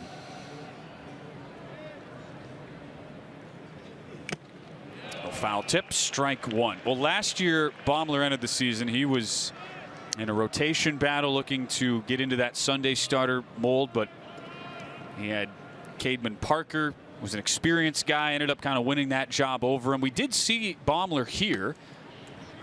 He just misses upstairs. Saw him as part of the Amagi Bank series at Globe Life, and that was one of those days, Pat, where for a guy who really is predicated on command, he struggled a little bit, hit a couple of K-State Wildcats in that game, was the losing pitcher. They lost 10-2, ultimately settled kind of into a midweek or bullpen role. This ball hit out into medium right center. Easy does it for Stroh-Snyder for a second out. But there's the reason why he came onto campus, and Kirk Sarthos gave him a shot in the rotation. Yeah, no doubt. And he's one of those guys, he can be a piggyback guy like he is today with Lance Davis, but can certainly start. I think that's one of the things you may see happen here over the course of the season, is Baumler can give you a lot of quality innings. And number 3 guy in the rotation, oftentimes doesn't have to be the big power arm, but you certainly benefit from a guy, especially when you get 3rd day of a row, and depending on how your bullpen has been used, Baumler's a guy who can get you 4, 5, 6 innings. That's always a luxury to have a guy like him who can just command the strike zone and stretch the game. Oh, watch out. Yeah. Wow. Right off the helmet of Jason Walk, and fortunately Walk looks to be just okay. Yeah, I think that may have glanced off the backside of the helmet. Certainly heard the thud here in the booth. And just a fastball that got completely away from Baumler, and no intention there, but that's a scary scene. That ball headed right for Walk's head. I'll check down over at first, make sure Walk's okay. That's great to see. Got a smile on his face. He'll stay in there. That's a good sign.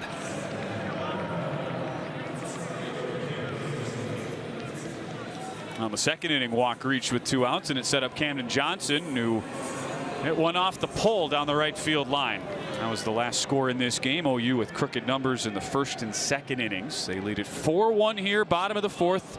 Championship game of our Shriners Children's College Showdown. Takes a fastball just upstairs.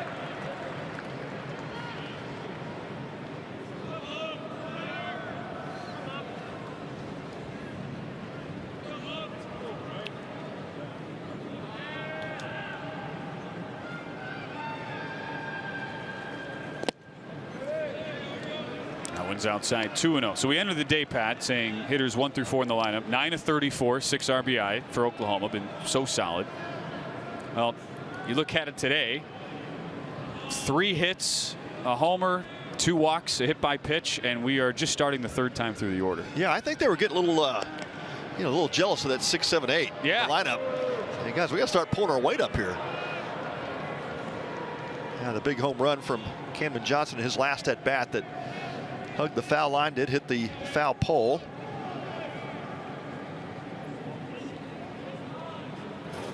Yeah, Bomber's got to quickly get himself back in order to you. Yep. Hit a guy up in the head region. Sometimes that can give you the yips for a couple of pitches, but needs to settle back in quickly with this middle of the Sooner lineup coming up. So you now 12 hits between 1 through 4 in the order. They have tied the guys 6 through 8 in the order, who are also at 12 hits for the weekend. Just a crazy stretch of production. Walks running, pitches high, throw is a good one. Did they get him? No. Well, Lucas Franco wants TCU to challenge. We'll see if they do it again. They just lost a challenge in the last inning, and that's the issue. That is the problem, because Kirk Saarloos is down to 1, and he is going to go ahead and trust his shortstop. Yeah, great throw by Traeger. And back-to-back catchers here on the base paths, and Kirk hesitated ever so slightly, and then went ahead and wants to check this. So, boy, what a slide by Walk. Yep. At that swim slide, you know, he lifts that left arm up, and there's the tag on the chest. The question is, did Walk get that right hand in there before the tag was applied? Almost looked like Walk went to the back of the bag on that tag. See, it's you can see Franco thinking for sure he got him. John Bremer with the safe call. So unlike last inning, there was the out call. This time it's the safe call by Bremer. We'll see if it stands. Walk going Houdini act over there. Yeah, that was just a tremendous slide. Well, you teach base runners how to do that. You know, slide to the back of the bag, of course, always on stolen base attempts, but that swim move is something else.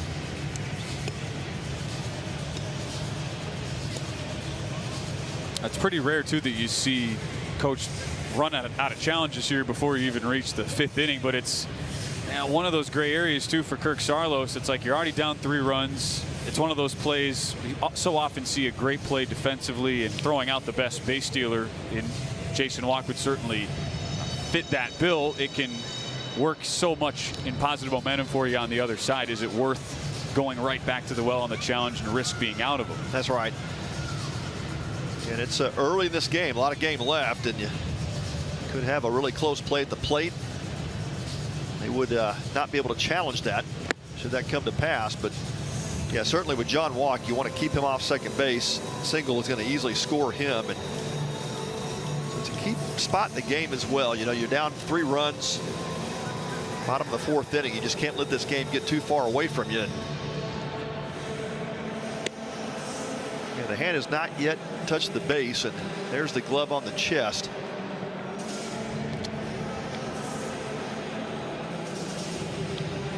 So the question is he touching any part of the side of the bag, Walk, as he's making that swim slide move? Yeah, I think the center field camera, you'd almost have to splice the home plate camera with the center field camera in real time to see it.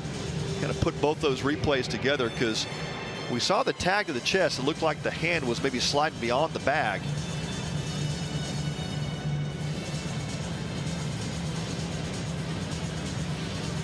I don't see how they overturn this, got to be honest. Yeah. And that looked so bang.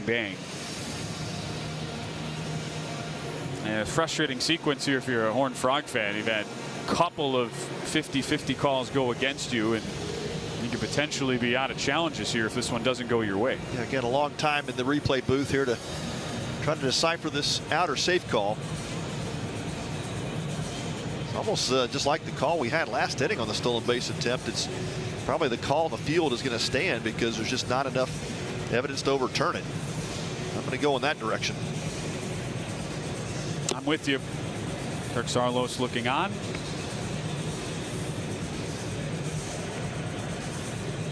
You also want to learn early in the season, though, how much can you trust your players for their their immediate judgment. And yeah, I guess the silver lining is if you lose both of these, if you're Kirk Saarloos, you can use that as a little ammo for later in the year. Hey guys, I didn't challenge because remember what happened at Globe Life? You cost me there twice. Well, you love the aggressiveness with your players. They always think they're going to make the right call, and they may have it right in their minds, but you got to have the video evidence to prove it.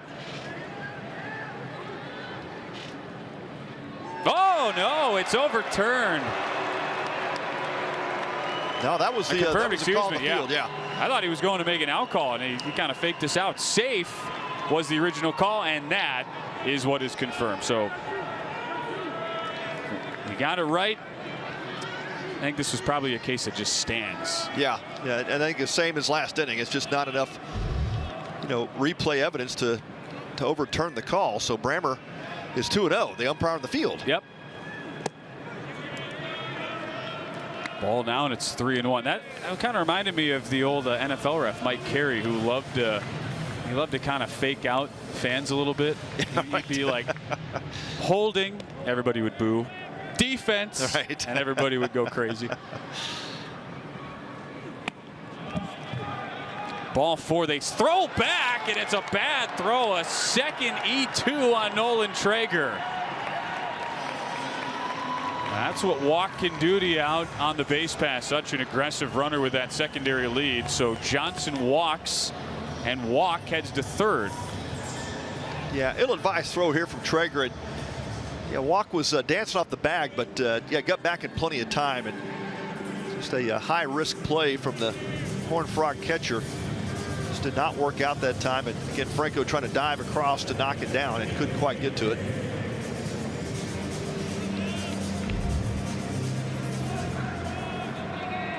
Second straight inning where TCU records the first 2 outs, then gets into some trouble. Second straight inning with a stolen base and an E2 on Traeger.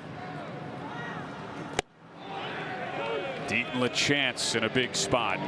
Takes a first pitch called strike. The Canadian 2 for 7 coming into today, this opening weekend. Walked and scored in the first. Chance to put some separation for Oklahoma, up by 3 already. Well, you can't call him the Mad Canadian because apparently, according to Skip Johnson, he's always got a smile on his face. So, a guy that brings a lot of joy to the game, and he is living it up here in a Sooner uniform.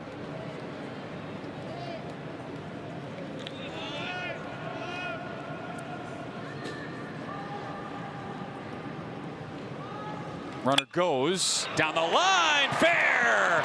LaChance with a big hit. Walk is in. Johnson around third. He will score, and Oklahoma adds another 2-run frame. They lead it 6-1. Just an outstanding piece of hitting from Deaton LaChance. It's a breaking ball down in the zone. Not a bad pitch from Bobler. Really hit his location. He just goes down and gets it. Ball skips by the third baseman, Jack Bell. Not much he could do about it. It just kind of rattles around that corner before Cole Eaton can get it back to the infield, and a couple more runs come around on that 2 RBI double from Deaton LaChance. What'd Skip Johnson say? Always has a smile on his face. Well, he was certainly enacting that coming into second. First RBI as a Sooner, third hit of the weekend as he drives in 2, and now Jackson Willits has a chance to keep the inning going with a 1-0 count. Yeah, second time this game, the Sooner offense, a couple of quick outs in the inning. Then they put together a 2-out rally, did it back in the second as well.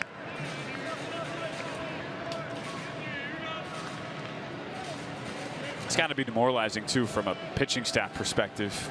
Get first 2 outs, feel like you're good, establishing a rhythm, and then all of a sudden it just falls apart a little. Well, this offense is just rolling. It such a high potent offense, and just no rest in this lineup. No easy outs. 2-1 count now to Willits.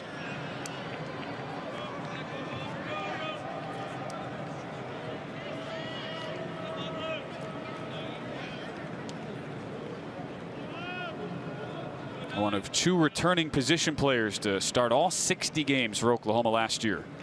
And he works the count to 3-1. He and his counterpart at second base, Kyle Branch, and rarely do you see that happen in college baseball. Your middle of your infield did come off the field.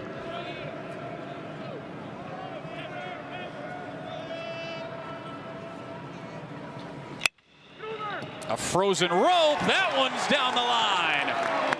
Willits keeps the inning going. LeChance scores. Throw off the mark, and it's back-to-back doubles. A 7-1 Sooner lead.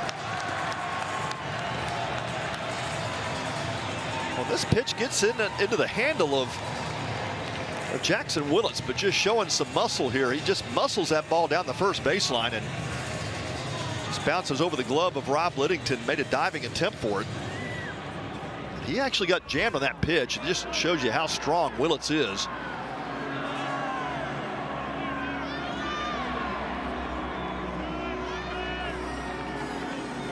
The Sooners just continue to add to that lead, now 7-1. And a tournament leading 6th RBI for Jackson Willits. He'd been in a tie with his own teammate Trey Gamble with 5.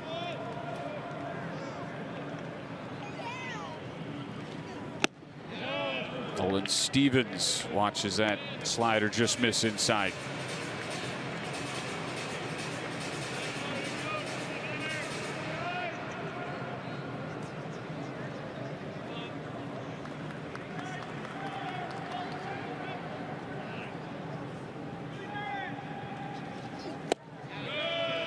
Called strike there. You said it, Pat, after the hit by pitch.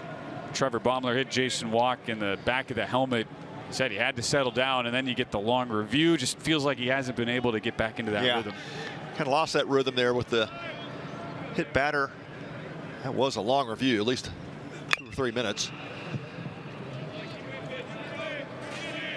You almost need like a mental reset as a pitcher. Something like that happens. It's a long break. Well, they really commended Baumler for a couple instances last year where everything that could go wrong did against him, but he bounced back and was really good the next time out. Here he's got a 1-2 count with 2 down to Nolan Stevens. Yeah, it's good stuff. I mean, he's been working ahead and making some good pitches. That one that LeChance hit was a really good pitch.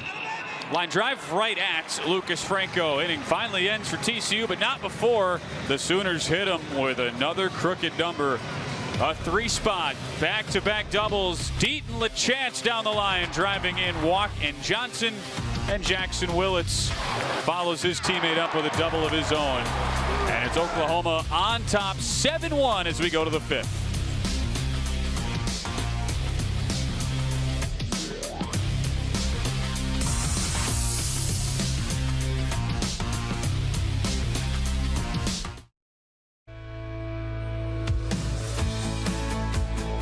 Today we're here at L. Del Mitchell to introduce Jace to the Sooners baseball team. Jace, what's going on? Skip Johnson. Welcome to L. Del Mitchell and the University of Oklahoma. How's it going? It's going good. Good. I'm having a prosthetic. I had it for about my whole life. His femur bone did not grow in the womb, and he had had his leg amputated at 8 months old. He received his first prosthetic at Shriners in Shreveport, Louisiana at 2 years old. He's been over 140 times, so it's probably doubled that now because he has been going since he's been 2. And his prosthetics, I think he's had a total of 18. Playing this tournament allows us to support Shriners and their mission to take care of kids, regardless of their family's ability to play. If this game was up to just one person, I don't think anyone would ever be successful. Shriners children, knowing that they're going to be behind you at all times, it just lets weight off your shoulder. Being here today, it just goes to show that he can do pretty much anything, and that's all because of the Shriners helping them get this far.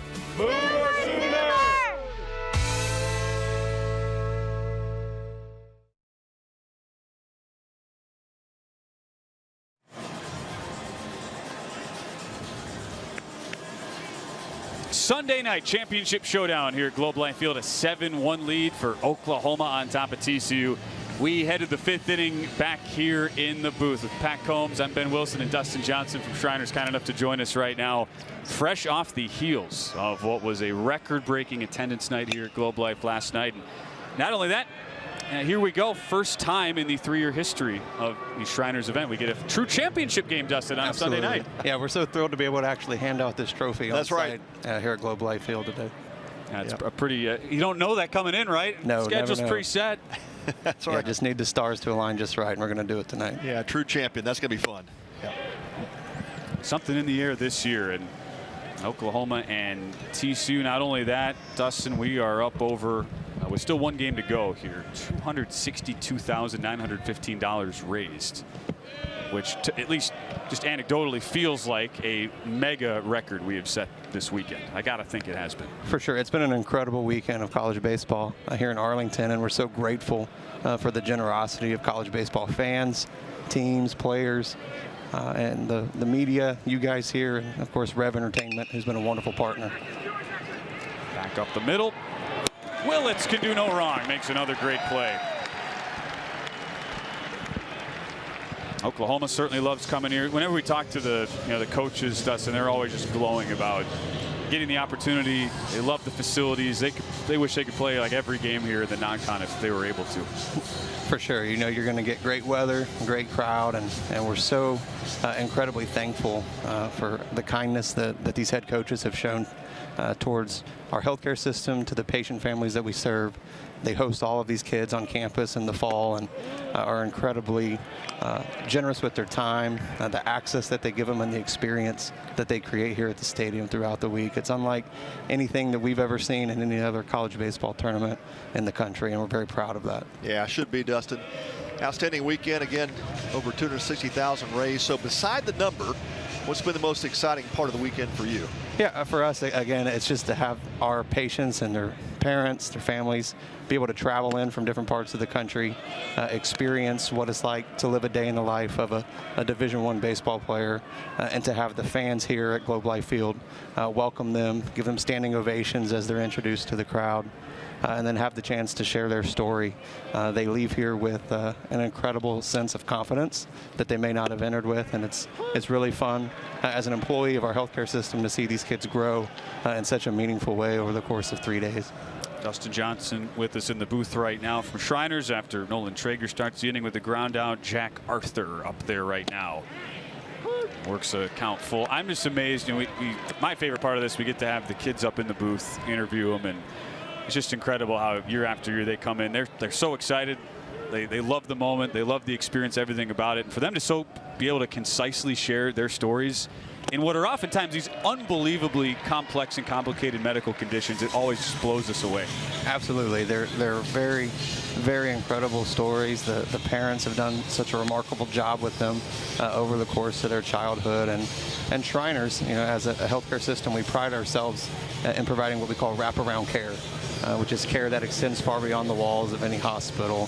And tournaments like this and sporting events give us that platform to give them moments to enjoy being a child and live life to the fullest. Yeah, great stories all week, Dustin. And the partnership with the Rangers and Rev Sports, I think, what's this, the 5th year now at Globe Life? It's the 5th year of the tournament. It's our 3rd year in partnership with Rev, Sean Decker, Jared Schramm, that group, yeah. and we couldn't be more thrilled at the successes and the accomplishments that we've been able to produce over these short 3 years. It has been incredible, and just the backing of those guys, and of course putting on a great weekend. The competition is always incredible to us. We get to come here. This is the kind of the Big 12 versus SEC flavor this weekend. But what a special event, Dustin. I know you guys have a lot to be proud of, and it just keeps getting better. It doesn't, and we've been able to work with the Rev team to create some shoulder events. On Thursday, during batting practice, we were able to host a Miracle League event. With TCU, they were here. We created an experience for more than 50 children from the Dallas-Fort Worth Metroplex to be able to play here at Globe Life Field. They How had their cool is that? pictures on the video board, had their names called on the PA system, and just a great way for us to kick off this weekend, and a reminder that it's about so much more than just baseball. You certainly see it when you talk to the players. It's not just the coaches, everybody sometimes there's that reluctance. It's like, okay, this is maybe part of the job, but they truly go all in. I mean, they embrace this to a T, understanding that it is such a bigger thing than just the games this weekend. I'm sure that's got to make all of your hearts super full to watch that play out in real time. Certainly it does, and we'll be watching the game and we'll see our patients sitting in the dugout and had no idea that they were invited. So just a testament to some of these coaches and how far they're willing to go to create a meaningful experience for the kids. And you know, they do it one time and they keep wanting to go back, and the coaches have always welcomed them back. So again, far beyond any sort of agreement with the Rev folks, but these guys have gone above and beyond to create a truly meaningful weekend for these kids, and we're so grateful for that. Dustin, talk about the services of Shriners Children's, because I think a lot of folks sitting at home, you know, probably are in at least a relationship somewhere where a child could benefit from Shriners. But tell us about all the services you offer. Sure. So Shriners Children's is an international healthcare system with locations throughout North America and access points for care all around the world. We provide specialized care for pediatric orthopedics, burns, spinal cord injuries, as well as cleft lip and palate. And we're so proud to say that over the course of the past century, we've treated nearly 2 million children, regardless of their family's ability to pay or their insurance status. Just incredible stuff. Part of what makes this weekend so special, just a reflection of that great mission. You know, some of the numbers too. I mean, 1,500 specialized team members. You're talking over 250 orthopedic surgeons. Like, it's not just, you know, a doctor here, a doctor there. It is, I mean, it is truly everywhere as we see this 3-2 miss, runners on first and second. And I think just the scope of the numbers really does tell the story in a lot of ways. Certainly, and sports has given us an incredible platform to share with baseball fans the work that our doctors, our nurses, our therapists do each and every single day. They're our unsung heroes in a way, who live the mission each and every single day inside the walls of our hospitals, and to be able to tell the stories and their successes here inside of a big league venue is certainly one of the best parts of my job. Oh man, it does. I heard this crazy number, over $1 billion of services per year. That's the budget for Shriners. Is that true? It is, yes, sir. So our annual budget is just north of $1 billion. So if you do the math on that and what it comes out to over the course of a day, it's a pretty substantial, just incredible, yeah, amount that it takes to be able to operate our system. And he's Dustin Johnson with us from Shriners as we're sitting here in the championship game on a Sunday night, 7-1 Oklahoma in the top of the fifth. Watching Cole Eaton at the plate. As Eaton serves one into left, Gamble charging in, and he makes the catch for out number 2. OU just clicking on all cylinders. It's always great to hear too what everybody's individual experiences are, how they got involved with Shriners. What was your background and your involvement getting involved here? Yeah, so I don't know if I can answer that with one more out left and a half inning here, but my family, my father is a Shriner, has been a Shriner for almost 50 years, and wow, I grew up around the organization and was familiar with it, and I studied sports management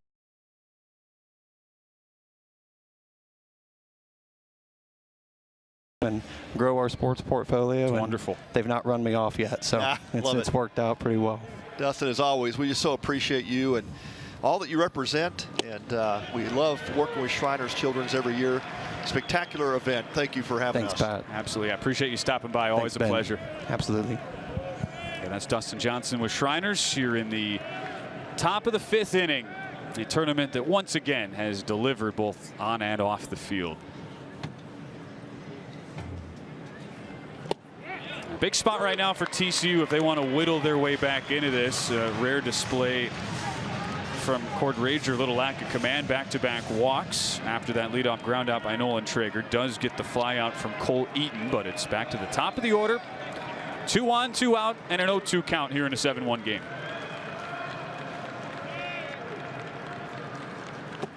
Swing and a miss.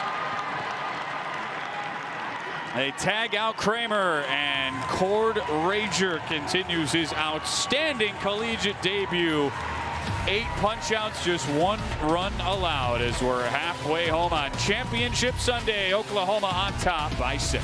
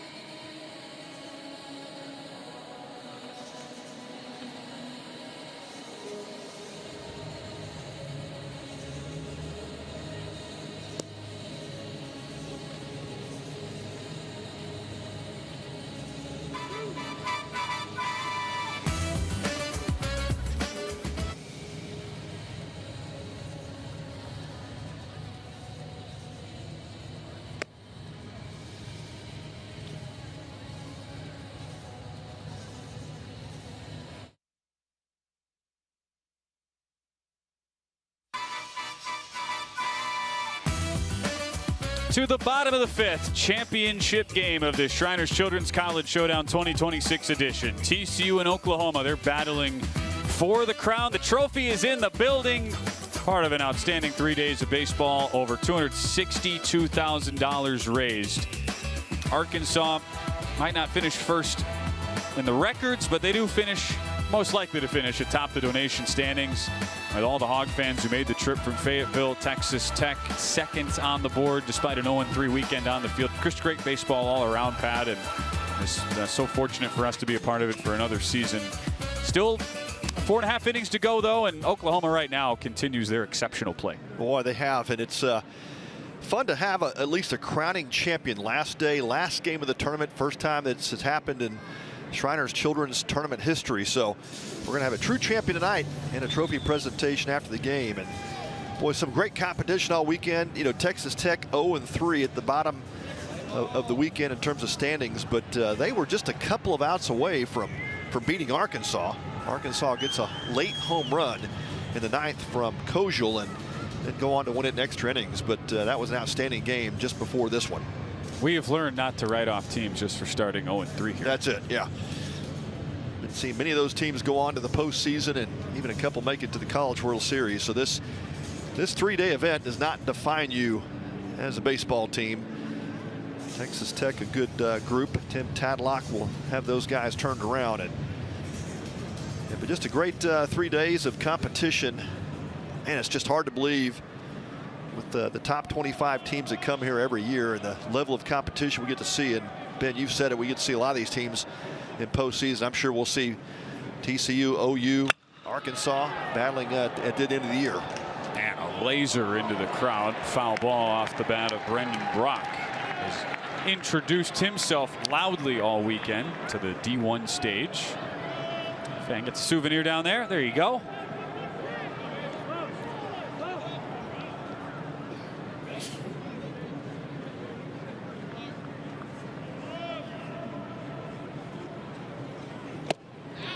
Good-looking fastball from Trevor Baumler. He's back out there for his second inning of work in relief, and somebody who had ups and downs as you expect for a young pitcher last season.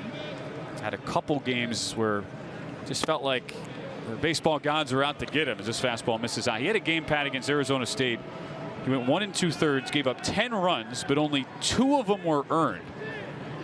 A couple defensive misplays behind him, but didn't hang his head. Came back out in his next appearance against UTRGV, went 7 innings, allowing just a couple hits on 90 pitches. So he's shown the ability to really bounce back even when things don't go his way. He's got some moxie, man. That's what you love to see. Guys that can just battle through that adversity. And the old saying that TCU adopted years ago, it's the next 200 feet. Don't worry about what's behind you. Just keep looking ahead. 1-2 just inside. That was first start I was talking about, part of a 26-9 loss. That was opening weekend of Big 12 play against Arizona State. That was at a time when TCU, they had all these great freshmen sort of thrown into the fire, and they took their licks early in Big 12 play. 3-2 count here. But it was all designed to build up towards 2026 with everybody back. Yeah, no doubt. This is still a young roster. You know, you look up and down, you've got, of course, Cole Kramer, a senior at the top, but the rest of the roster is underclassmen. It's a solid group of sophomores. Got a lot of playing time last year, then some great freshmen coming into the program this year. They got him. Jack Bell knocks it down. The skip by Liddington. And the OU fans right behind that first base dugout were not happy, and Skip Johnson immediately asked for the umpires to talk this one over. Yeah, sure did. I thought he was safe, but in real time, take a look at it in slow motion here, and boy, just a bang play at first base. Blake Felix, first base umpire, rings him up, but immediately Oklahoma, the entire dugout made that call for Skip Johnson.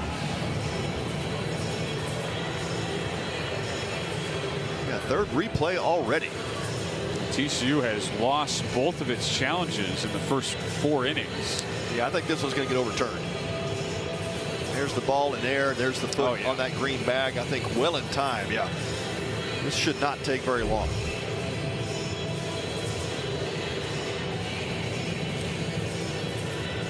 shot at Skip Johnson in the dugout.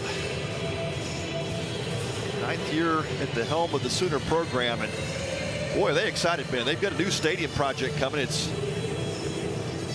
L. Dale Mitchell Park, been around since 1980. They've done very little renovation, and now $45 million project that is being led by the generosity of the Kimry family, Brian and Kim Kimry.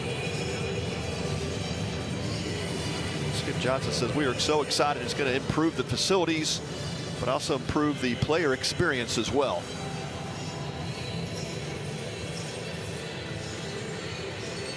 And the reality is, in today's day and age, you don't have cranes or some sort of concrete movers on your campus, you're not doing it right. That's right. The reality. Well, it is, especially the SEC. There's a lot of money going into baseball in those programs. Everybody thinks the SEC is a football, heavy laden sports athletic department, and I'm telling you, it's baseball is primo as well in that conference, and there's some great SEC stadiums, and Oklahoma realizing that they needed to make some improvements. Great staff over there with Oklahoma as well. Reggie Willits, 5th year. Of course, the father of Jackson, Todd Butler, 3rd year, and former OU player. And Russell Raley and Britt Bono, Ryan Gaines. A lot of Oklahoma ties with that staff. It is overturned as we suspected, to safe at first. One more look shows you pretty definitively that Brendan Brock beat it out. And even the teams at the bottom of the SEC capable of big days. I only say this, Pat, because I don't get to speak glowingly that often about my alma mater, but how about the Missouri Tigers today? A 34-run outburst. Wow. Second most in team history, something they had not done since 1902 against William Jewell. How about that? There you go. 34 Who was runs. the opponent today? The mighty Mount St. Mary's. Ah, okay. But it was the rubber game of that 3-game set. They lost opening day. So how about that? Good bounce back. No doubt. 2-0 count here to Trey Gamble. Well, they did rule out an error on Jack Bell, so 3rd error against this Horned Frog defense. E5, runner now goes. A good throw. It's the best one so far from Traeger, but not in time. Brock has already had an incredible weekend from a power perspective. How about 3 stolen bases today to add on to that? Yeah, he's just flashing all kinds of athleticism, and that time just completely stolen off the bomber. That had no chance. Did Nolan Traeger. Franco trying to reapply the tag, but Brock keeping that foot on the base. And now Kirk Sarlos out, having some discussion with his pitcher Trevor Baumler. Gotta love the no-nonsense approach from Kirk Sarlos, right? Sees his pitcher, and as a former big league pitcher, I mean, he knows he's so dialed in on this stuff. Sees his guy give up a stolen base, kind of on him,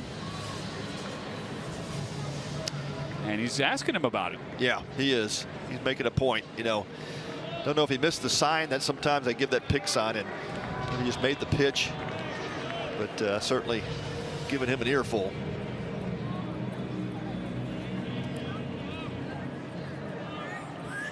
Well, key spot in the game for the Frogs. You just can't afford to give up any more runs. It's a 6-run lead. As you mentioned earlier, Ben, OU with plenty of cannons in that bullpen that have yet to be fired. That one misses. 4-pitch walk to Gamble. Hey, the only question that has gone unanswered so far this weekend for Skip Johnson is, what do we do at the back end in a tight game? They just haven't had any of those late game situations yet, but he'll certainly take that as one thing that hasn't come up if it doesn't have to be. I think it's Skip's mind. We'll get to it when we get to it. If his offense keeps scoring like this, you may not need a closer.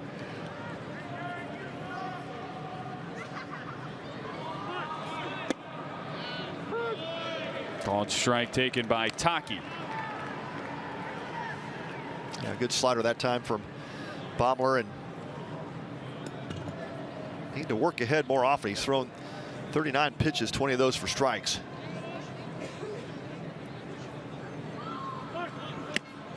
showing bunt. That one comes up and in on him. Just got out of the way, 1-1. For as much as we talk about all the pitchers Oklahoma's trying to replace, TCU had a bunch of guys they were expecting to have big roles last year that they are now having to replace. As you see another look at that pitch running up and in.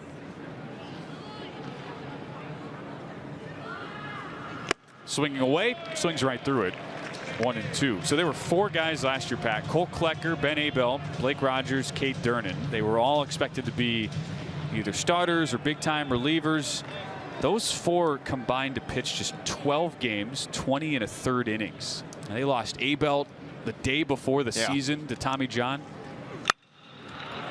Hot shot to the right side, and that's down for Taki.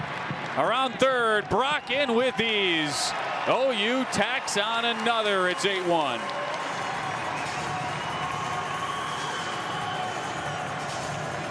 Well, just a pitch out over the middle plate, and Palmer fell behind Taki. Just had to give in that situation, and Taki turns that fastball around into right field. He'll pick up the RBI, and Sooners will extend the lead 8-1. That's going to be the night for Trevor Baumler.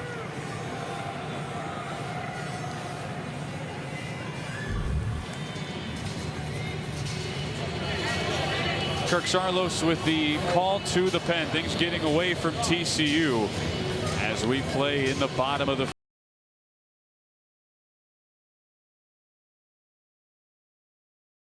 has big time breakout potential. We'll get our first look this weekend at Thomas when we return. 8-1 OU, still 2 Ducks on the pond when we come back.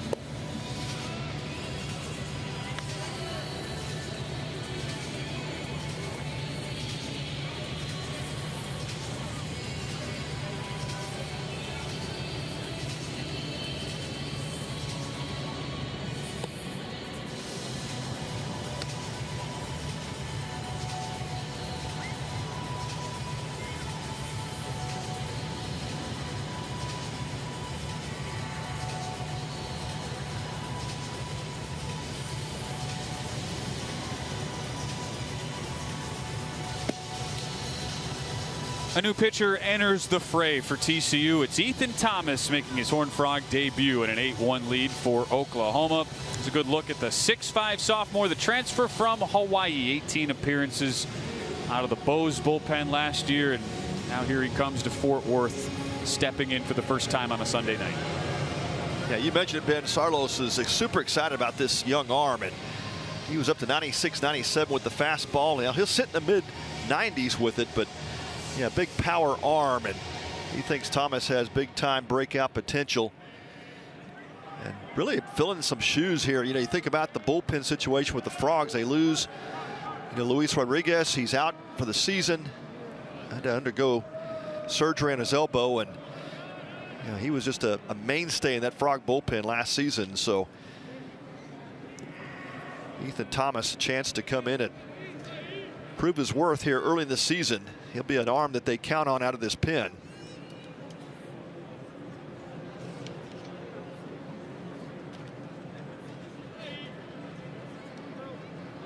Yeah, it's Kyle Branch digging in. Looks like we have all the changes sorted out here. It was just the change of the pitcher here, nothing else. And Chris Koski says we're ready to go.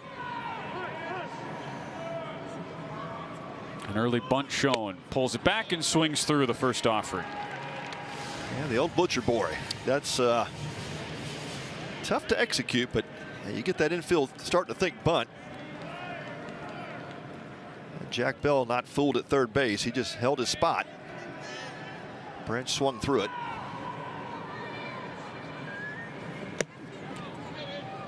Runs outside 1-1. Ethan Thomas is from Alameda, California, just around the corner from where Kirk Saarloos pitched the bulk of his big league career with the Oakland A's. Up in the Bay Area for Ethan Thomas, and went to Hawaii. He's also a candidate to potentially be a closer. 3 saves for Hawaii. High drive into left. Eaton back. Still going. It is gone. Eaton can't bring it in. And Kyle Branch has a 3-run homer to left field. 11-1 OU. Well, we had to hesitate, Ben. Wasn't sure if Eaton crawled the wall and caught that. Just gets over the top of his glove. And how about that? That ball jolted off the bat. Up Branch. Kyle Branch gets his first home run of the season. It's a 3-run ding-dong. And now a double-digit lead for the Sooners. He turned that fastball around. It was 96 on the gun. And 100 miles an hour off his bat. Just barely makes over the wall, but that's all you needed. 384 on the distance.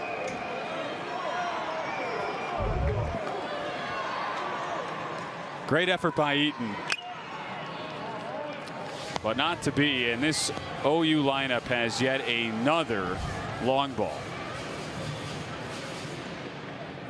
Yeah, this offense is just on fire. I mean, there's just no other way to explain it.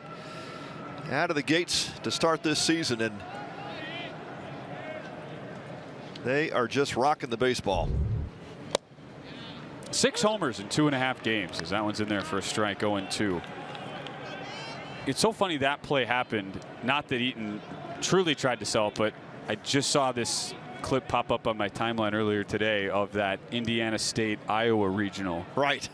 Where the Indiana State left fielder, so like a miss here as Walker's retired.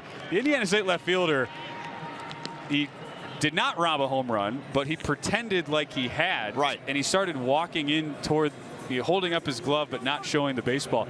He got like halfway to the infield to the point where the Iowa hitter who had the home run actually thought it was caught, started going back toward the dugout, and finally the Sycamore admitted it. He's like, I'm sorry guys, I'm faking. Which honestly, I mean, look, if you did it long enough and the guy went to the dugout out of the base pass, well, you could maybe get away with it. But no. It's a stretch. Yep. That's like the hidden ball trick. That's right. Not good degree. Baseball protocol there. Yeah, still got to respect the game, but no, Cole Eaton gave a great, he did effort, and it looked like he may have had it in his glove. It was just that ball barely gets over the wall. Gave it a great shot. You saw how high the vertical jump was. That glove got up to that yellow line. Swing and a miss here by Camden Johnson. All right, so you've been throwing a couple of trivias out to me. So all right, Kirk Saarloos, part of a no-hitter. Remember how many pitchers participated in that no-hitter? Oh, got you, didn't I? It's a good one. That was 03, right? Astros, Yankees. You got it. I think there were 6. Man, 6 pitchers. I can't get one by you, Ben. Let's go. You crushed it. 1 for 1. There you go. I'm gonna stop while I'm ahead. Kirk Saarloos, part of a 6-pitcher no-hitter. That was that was first time in baseball history. That's the only reason I remember that. Well done. Thank you. I was also like 10 years old then, which I feel like at that you just remember. I don't know what I can't remember what I did yesterday at 8 a.m. That's the memory that sticks. It is one of those memories that sticks. Yeah. 2-2 here to Camden Johnson.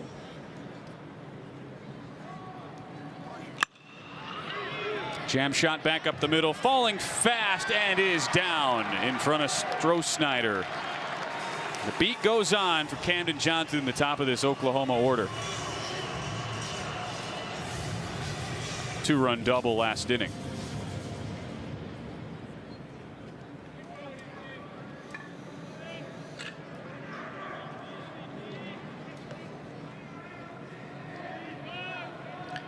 Well, the 10-run rule is in effect in this tournament, but you have to play 7 innings to get there.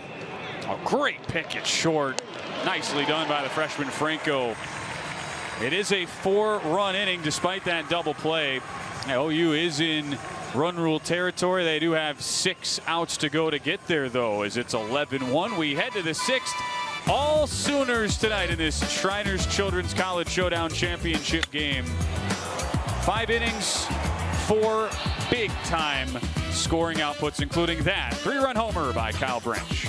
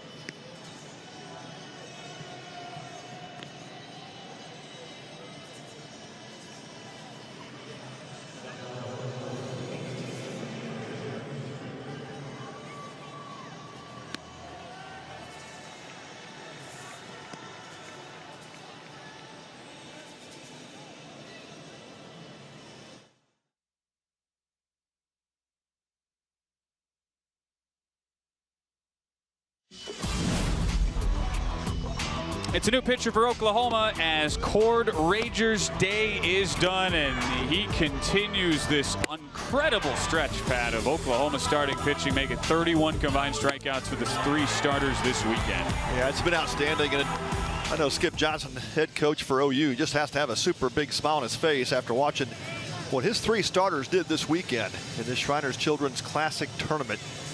Cam Johnson, LJ Mercurius, and now Cord Rager. And a guy that could get some starts this season as well, Gavin Jones, now towing it up. But wow, what a trio we've got to see here from Oklahoma. The final combined line for the 3 weekend starters: Cam Johnson, LJ Mercurius, Cord Rager. 16 1/3 innings pitched, 2 earned runs, 31 strikeouts, and only 8 hits allowed between them. Some video game numbers right there as page turns to Gavin Jones, who is back. 22 appearances last year, just about all of them out of the pen. Yeah, had an okay season out of the pen last year for the Sooners. ERA was a bit elevated at 6.37. Only gave up 7 walks, struck out 28, 29 innings, but just like his counterpart, Michael Catalano, really fared well in the Cape this summer. Finished with a 3.91 earned run average in 25 innings, and fastball sits in the low 90s. Had a good slider and a changeup to complement it. Gavin Jones looking to make the jump, possibly into the starting rotation or as a midweek starter. Definitely has had that workhorse type body to do it.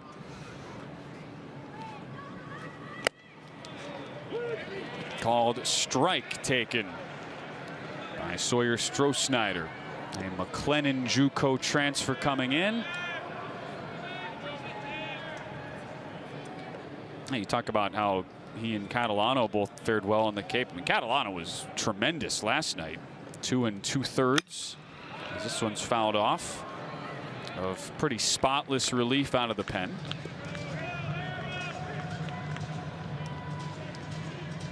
And that fastball touching 95 on the gun. Well, they have pitched Sawyer Stroh-Snyder well tonight. A couple of Ks. That's hard to do with that type of hitter. He is a beast. Strohsnyder goes the other way. A sliding catch in and out of the glove. I think Gamble got under it, but that ball just popped out of the webbing, and Strohsnyder ends what had been a frustrating night with a base hit. Yeah, great effort in left field by Trey Gamble, and came charging in, read that ball well off the bat of Strohsnyder, and looked like he got his glove underneath it. Sure is in the web, and just could not hold on to it as that glove started to turn over. But a single to start the inning for the Frogs. It's also kind of shocking he didn't make that catch, given how everything has gone Hoyu's way all weekend. You just sort of assumed. Ball taken by Chase Brunson. Now TCU just trying to make this a game where Oklahoma has to work for all 27 outs and chip away a little bit here, as they're currently in run rule territory. I have 2 innings to get a run. Count works to 2-0. And that isn't the case everywhere here on opening weekend. You do have some places who want to, and teams who elect, they just want to get as many guys as possible out there, get experience. Kind of felt for the Mount St. Mary's pitching staff today, that Mizzou game we were talking about. This one down the line in a dangerous spot, and it gets down. One hopper against the wall. They hold Strohsnyder at third.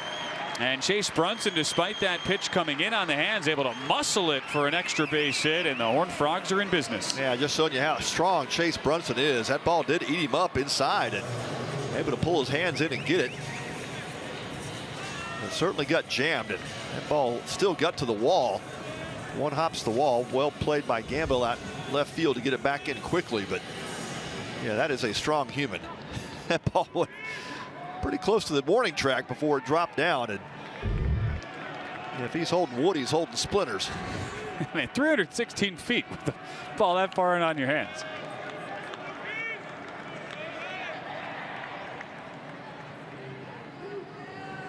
Lucas Franco now in a lefty-lefty matchup. His first shot at the cleanup role. Spot in the order that just feels inevitable and natural for a guy of Lucas Franco's skill set. We saw him in the 8th spot first 2 nights. Solo homer and a triple on opening day. Here he takes a strike, and it's 0-2. Yeah, tough pitch there from Jones, and now he's got the makeup, and certainly bright future ahead for Lucas Franco, getting the move into the cleanup spot tonight from Kirk Sarlos, the only freshman in that Horned Frog lineup. Pitch gets away. Strohsnyder coming in to score, and TCU ends that stretch of 9 straight Oklahoma runs.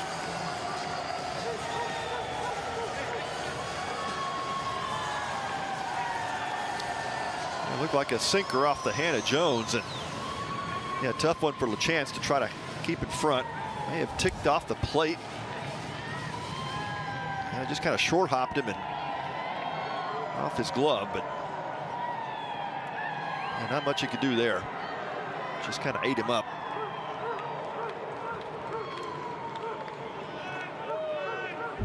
And LaChance has been out there for every pitch of this tournament. There's a wave and a miss. Back to the fastball, 4-seamer at 95, and Franco is down on strikes for the first out. Yeah, came up and inside, and Franco just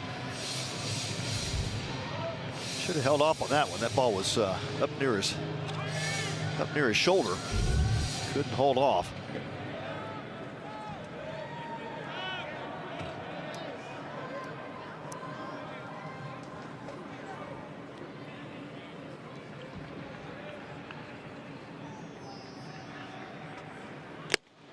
Rob Liddington Jr. takes a slider out of the zone. Now, the book on Jones was that he'd sit around 90, 93 with the fastball, but as we often see with pitchers, Pat, come in here, Globe Life. Doesn't matter the score of the situation, they're amped up. Yeah, a little more juice. 94, 95, that's the reality for tonight. Good spot there. Right there, yeah. Great pitch. Pitches the inside corner. Yeah, think about that. Couple of lefties now and we've seen this Sunday. Cord Rager, of course, the starter. He was pumping gas about the mid-90s. Now Gavin Jones doing the same. Just inside, 2-1. There's so many pieces that we've yet to see for Oklahoma. You mentioned Drew Rarick, Pat, the transfer from Texas. Mason Bixby used to be on the Kirk Sarlo staff at TCU. He's now a Sooner. Pitch just inside. They snap the throw back. Oh, wow. Wow. Brunson got caught napping, and LaChance guns him down. Wow, huge base running mistake for TCU, and Chase Brunson, they just kind of caught him napping down there. LaChance did a nice little head fake like he was just going to throw it back to the pitcher. Then that was a snap throw to third base, and boy, he catches Brunson sleeping. Watch LaChance just kind of step up, and then he snaps it.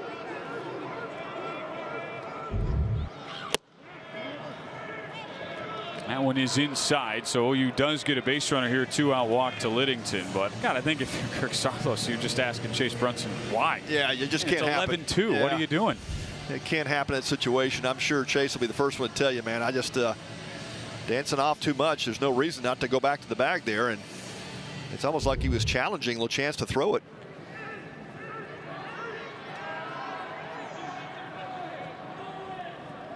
The friendly Canadian, always a smile on his face, Deaton LaChance. I guess the counter to that, Pat, is have you ever met an angry Canadian or an unhappy Canadian, an unfriendly Canadian? Yeah, I've met a couple of unfriendly ones, but not unhappy ones. They're pretty happy people, yeah. I'm surprised you've even met anybody with the slightest air of unfriendliness about him. Called strike. It's hard to believe, too, when you have to live inside for like 5 months of your life and how happy you are north of the border. They're happy about their hockey team right now. Yeah. Curling, great. Yeah, pretty good curlers. They got accused of cheating, though. Do you see that? I didn't see that. They got the Swedes. Oh, the double touch thing. Yeah, right? the double touch. Yeah, I did see that. That is probably the angriest I've ever seen a Canadian in any situation. Yeah, they were dropping F-bombs. I mean, they especially were the curler, right? Like, can you imagine a curler brawl? Now, yes, that could get. I mean, those stones are big.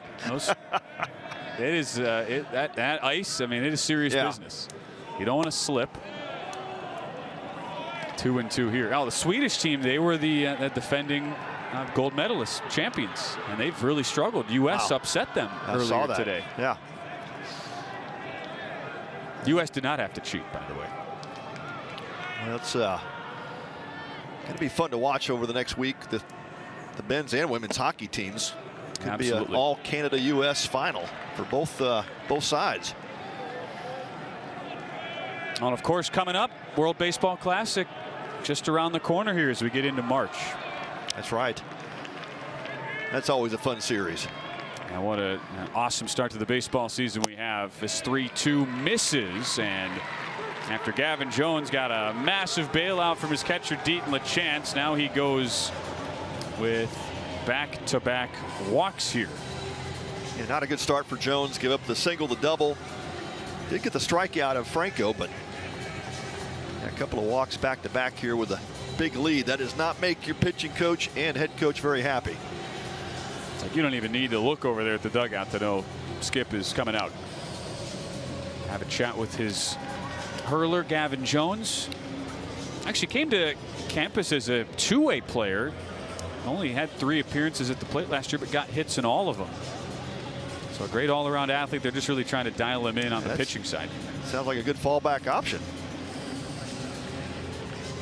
Well, nothing going on much other than stretching in the Sooner bullpen. Skip's going to let him try to figure it out. Never a doubt about Gavin Jones's stuff. It's just really trying to dial in the command now. And I can promise you, as a pitcher, you get a big lead and you're telling yourself, hey, throw strikes, but that's not the mentality you need to have. You need to go back to what makes you good and dot in that mitt.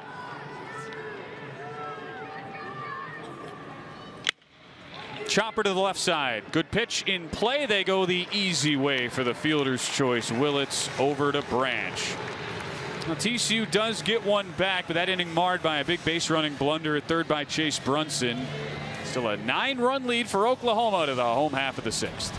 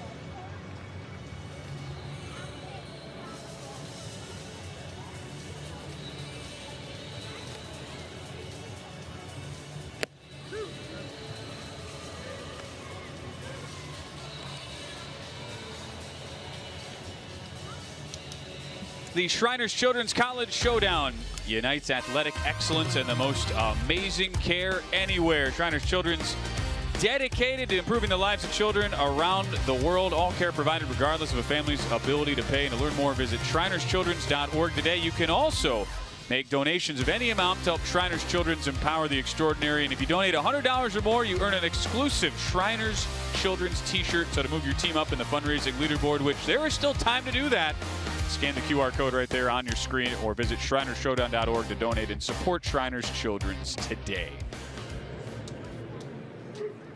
A record-setting amount of funds raised this year, over $262,000 in an 11-2 game to the bottom of the 6th. Jackson Willits and Oklahoma in control, looking to make it a 3rd straight season with an SEC champion of the Shriners Children's College Showdown.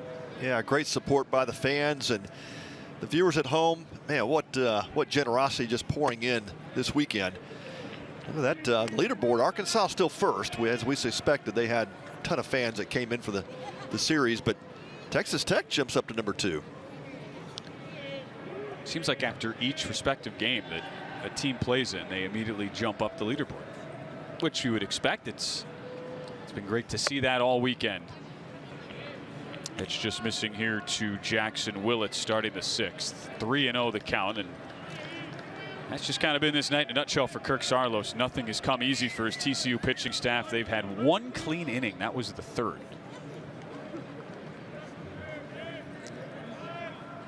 Yeah, 4 walks, 3 strikeouts for their staff.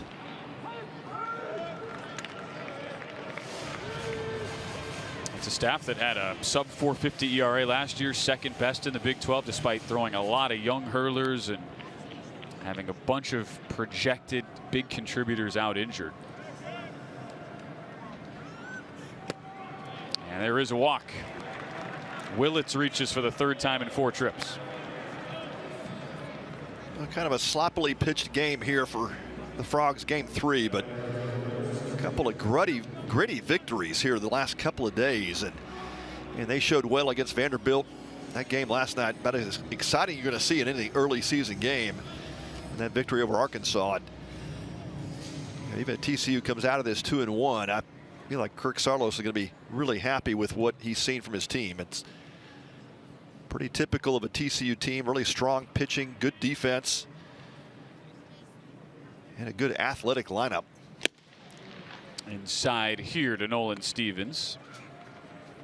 Easy to say in retrospect, but almost felt like a bit of a flat spot situationally when you had even going back to Friday, that crazy situation late against Vanderbilt where Colin Barcy makes a 2-run throwing error on a drop 3rd strike, totally swings the game. TCU hangs on, even though Barcy hit 3 solo homers. Right. And then how dramatic the game was last night. Yeah, I mean, a couple of very emotional wins. You know, you got the whole thing about, you know, opening weekend, opening day in the first place, so the emotions are high and, you know, a lot of energy spent on things outside of baseball when you've got opening day going on. So another vet mound visit by Kirk Saarloos. He has worn the path tonight. Back and forth to that dugout. Good news though for TCU is they get to come right back here to their home away from home. They'll have an off day tomorrow and kickstart the Amagi Bank series that begins. There's a bunch of midweek games here. It's amazing. TCU and UT Arlington back here on Tuesday, and then the Horned Frogs will look to use that as a tune-up because they head out west, a 3-game road series at the preseason #1 UCLA. That'll be a fun series.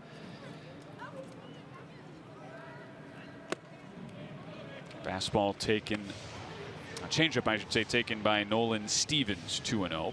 UCLA did get tripped up today though. They did not sweep. Won the first 2 against UC San Diego, but the Tritons got him for 1 today. Could be a new #1 after this weekend. Maybe. Called strike in there, 2-2. Well, these tournaments early in the season, especially when you get these types of matchups, boy, it just really helps boost your RPI ratings index. You know, it's going to come into play at the end of the season. There's always a couple of bubble teams that don't make it because they just didn't load their schedule up enough, and we've seen it happen to a few teams coming through here. But TCU will not be one of those this year. They have got a really tough non-conference schedule. 100%. Now it's 2-2. Stevens a long circle around the batter's box.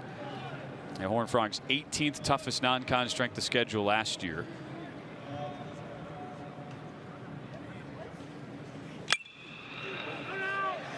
Popped foul by Stevens. Kirk Saarloos is not afraid to throw his boys into the fire. It really does help from a developmental standpoint, though. You think about, you know, you could load your schedule up with cupcakes and have a great win-loss record, but then even when you get to postseason, it's not going to help you. And so you want to test your team early, especially see what you've got, see the guys that rise up and claim spots. That's what it's all about. Fly ball to center. Strohsnyder went in. Now he has to race back and shows off that tremendous athleticism to recover and make the catch. One of the reasons why he is viewed as a headline first-day draft prospect this summer. Yeah, he took a couple of steps in and had to race back, as you said, Ben, but that ball didn't sound hard hit off the bat. I think he heard the sound and then had to make the adjustment on the ball flight, but it didn't sound good. Just kept floating back there. Yeah, Stevens got jammed. Yeah. And we have seen the ball fly in this ballpark this weekend, and we were kind of joking with Kirk Saarloos last night on the interview with him and talking about the juice balls or the juice bats. He said, I don't know, I think it's both.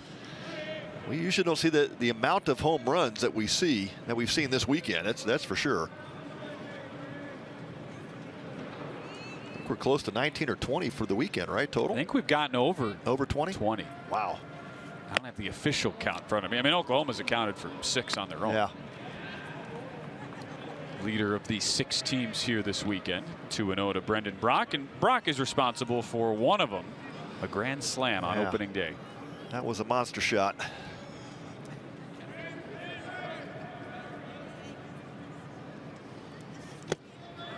Swing and a miss here. And that homer from Branch earlier, the 3-run shot, that was the only one we have seen that you could put in the cheapy category. Yeah, I mean, that was a wall scraper. Just snuck over the fence. Nothing to take away from him on it. He still earned it, but we're talking 8, 12, 15 rows deep for the rest of these Sooner homers. 3-1 the count. Yeah, he definitely told his dad coming around third base, I didn't get all that.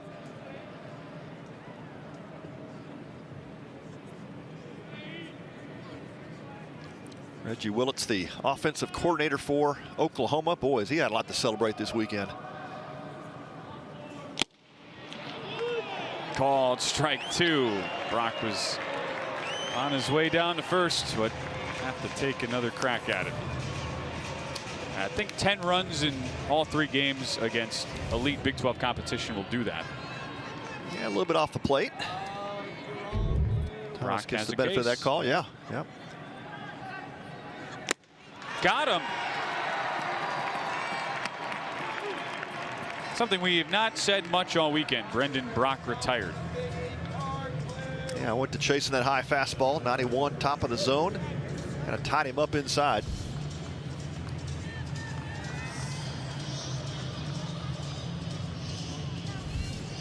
So a couple of ball fours. Brock unable to hold off on the last one after not getting the benefit of the call on the previous pitch. Well, nice to have that Major League pitch tracker this weekend. It is. A couple of texts last night saying, hey, you guys ought to show that more, especially close pitches. And you're going to see a lot more of it during the Major League season this year, of course, with the challenges that'll be in effect for balls and strikes. I was reading how they are not letting the TV broadcast show the pitch tracker in real time for MLB this year because they don't want the opposing or any of the teams to monitor it, to be able to see it as it's happening and then go with the challenge. Interesting. Yeah. Doesn't mean they can't just show it, 5 seconds after. There you go. Got to have the delay. Yeah, wait for the challenge first, right?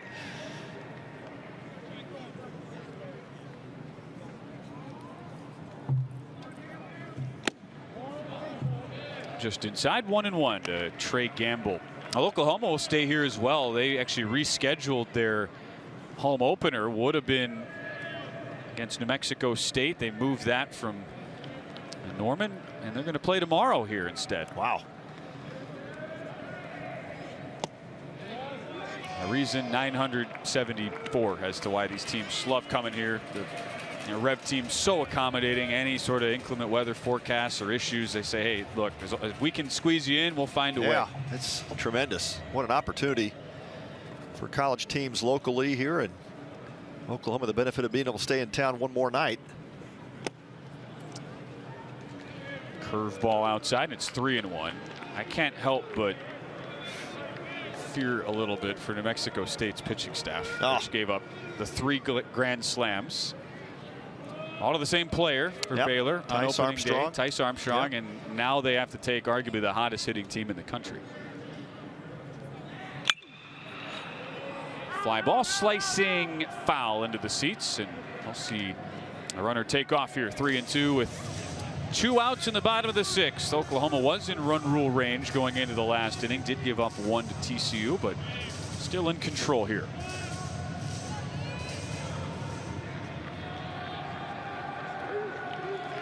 Oklahoma, the home team, so they could walk it off next inning in terms of the 10-run rule if they were able to score a run and hold TCU.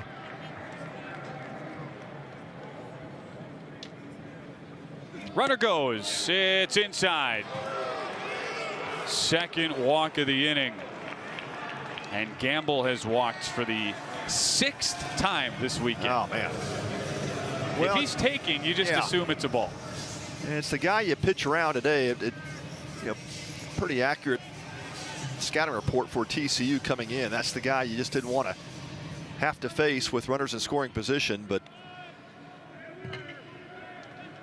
11-2 deficit.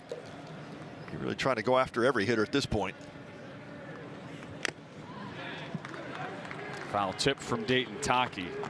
Well, how about the no-nonsense approach, too, from Skip Johnson? Outside of the last inning against Oklahoma State yesterday, he has kept the same starting 9, hasn't made any changes. He only really emptied the bench at the end of what was a 10-1 lead.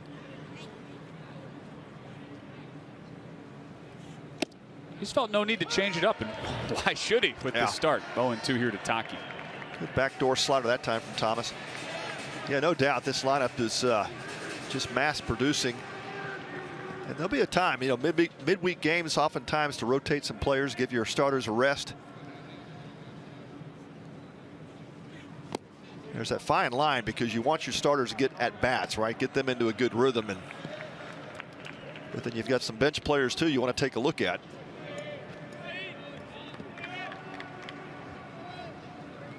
Oklahoma, they open up SEC play at home against Texas A&M. We'll see as part of the Amagi Bank Series, 3rd and final weekend of this event. Inside on 1-2 with a fastball. Yeah, Taki, the big first baseman for the Sooners, missed a lot of games last year. I think about 43 games with that ankle injury, and So he's one of those guys that you want to give more at bats, get him back into it. He could be a big part of this lineup going forward. Spanks one foul.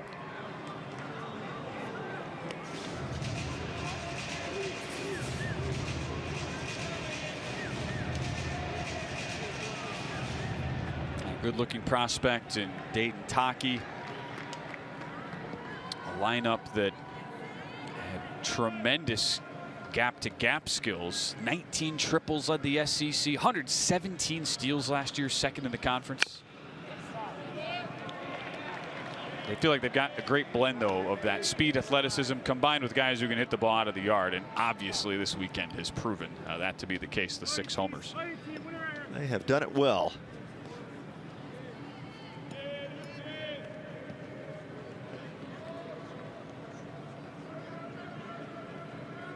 With the opening weekend championship in the balance, Taki stays alive. Even 11-2 bat. These guys still make you work for everything. Used to be a time in baseball when it started the season, the pitchers would be ahead of the hitters for at least a week or two, but not anymore. The technology, the training that these hitters have, there's now pitching machines that will simulate the pitcher you're going to face. It's a pretty amazing technology that's come down the pike, and these hitters get to take advantage of that. Got him. There's some revenge from Ethan Thompson. Pulls the string on 2-2 and works around a couple of walks. TCU still alive as we go to the 7th, but a lot of work to do in the championship game of the Shriners Children's College Showdown.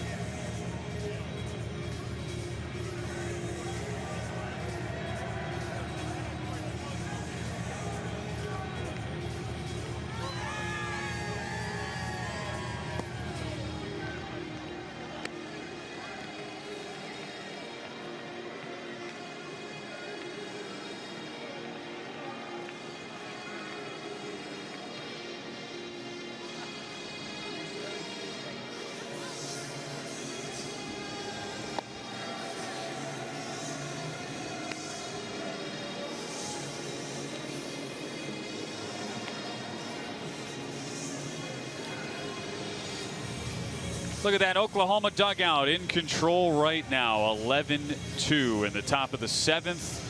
9 outs away from taking the Shriners Children's College Showdown crown. Would be the 3rd straight year an SEC team has won this, and I gotta think coaches who made this poll are kind of regretting things right now, Pat. 14th for Oklahoma, really? How about a lack of respect, man alive. But yeah, I think it's looking at the fact that Skip Johnson had to replace his entire weekend rotation, and I think there are going to be some folks that rethink that after seeing some of the highlights of what their 3 starters have been able to accomplish this weekend. Yeah, you knew the lineup was going to be potent. It is a older lineup, and we talk about this all the time in college baseball. Old lineups tend to do pretty well. So you've got a stack of juniors 1 through 6 in the lineup. You've got a couple of seniors at 7 and 8, and then Kyle Branch, the youngest of the lineup. He's a sophomore this season. This is, I think, a team built for the postseason. That pitching holds up the way we've seen it this weekend. It's Jack Bell leading off the top of the 7th. 1 defensive sub.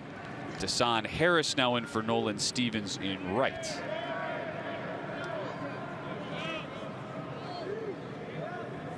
Second time he's appeared off the bench this weekend.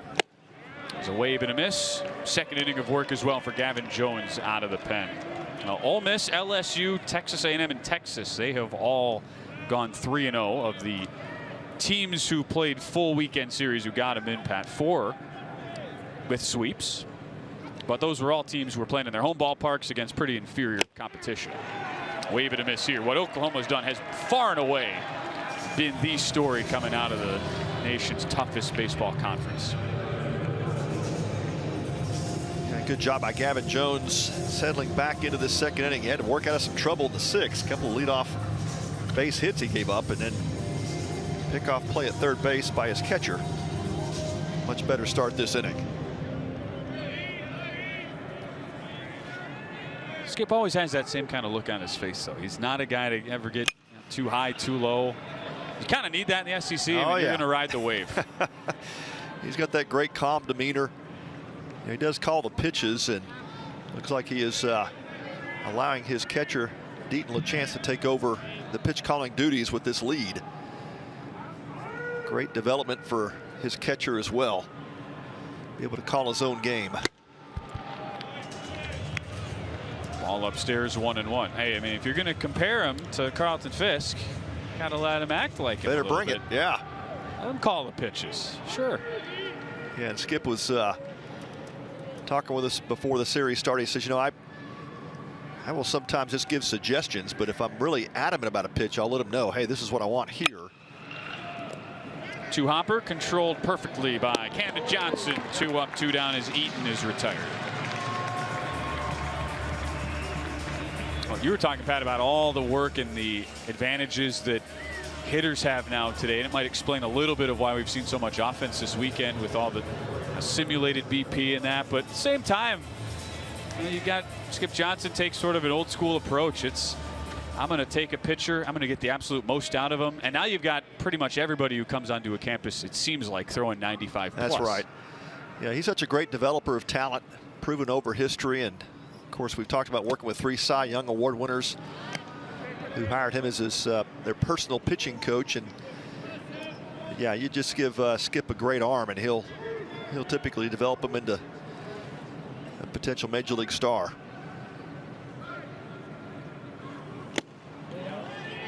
Check swing from Cole Kramer, able to hold up.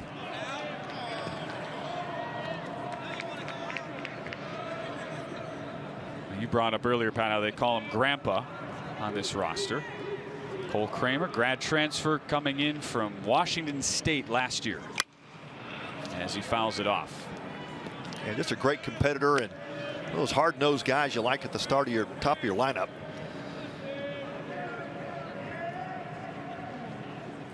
The other side of the diamond there, Bill Mosiello, the assistant coach for the Frogs, known Mo for a long time, and great developer of hitting talent.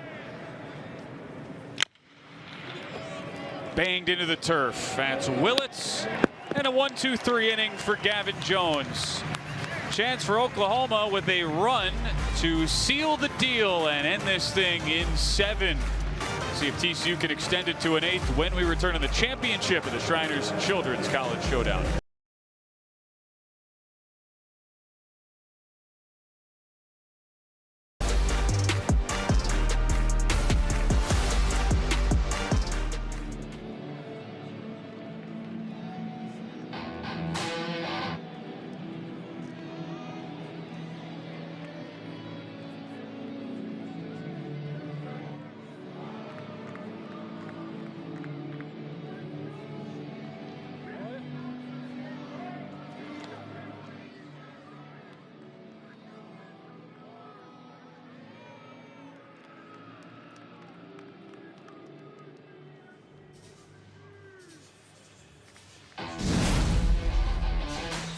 An 11-2 lead for Oklahoma to the bottom of the 7th. Their weekend could not have gotten off to a better start on Friday. The first game of this tournament, Cam Johnson, 11 Ks in 6 innings. Oklahoma got some late offense. The grand slam from Brendan Brock to put that away, Pat. And that was just the start of a dynamic 3-game stretch. Oh, man, just incredible pitching all weekend for OU. L.J. Mercurius, he topped Cam Johnson with 12 strikeouts. That was the Trey Gamble home run. Boy, has he been swinging a hot bat all weekend. And here is today, Cole Rager. Another great start for the Sooners on the rubber. And there's the Kyle Branch home run. It gave the Sooners a double-digit lead. TCU did add a run to keep extending this game. But man, what a power display from this Sooner offense, and power arms off the mound. So your running count now for Skip Johnson. That is a hearty 31-6 on the aggregate.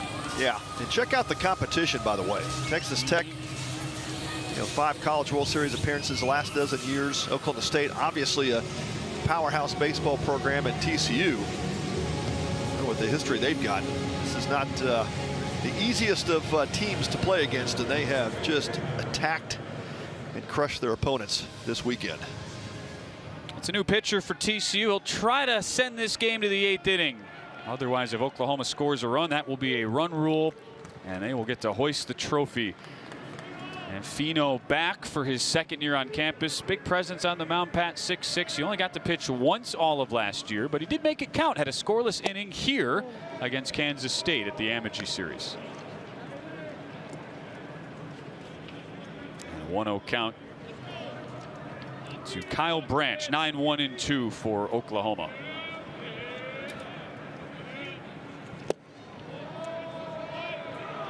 Just like his head coach, got a good amount of sink on that fastball. Yeah, you see that low 3/4 slot from Fino, and good sinker slider combination out of the bullpen. Sophomore getting a shot tonight. Here he finds the zone. Cut fastball, and it's 2-1.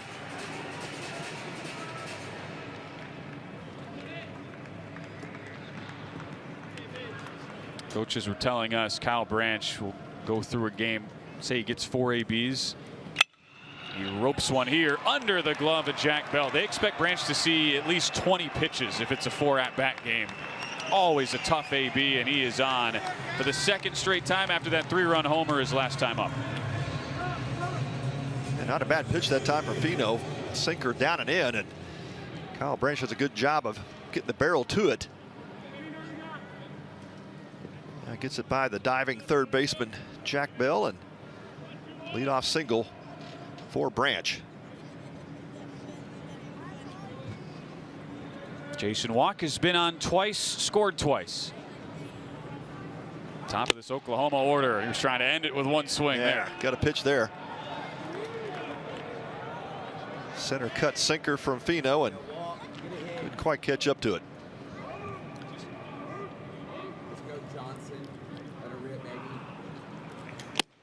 Another big hack. It does feel, Pat, like the prototypical Kirk Saarloos pitcher, though, to bring in big kid, 6'6", great downward movement, sort of an untraditional arm angle that is tough to pick up from hitters. Yeah, gets a lot of ground balls, does Fino, and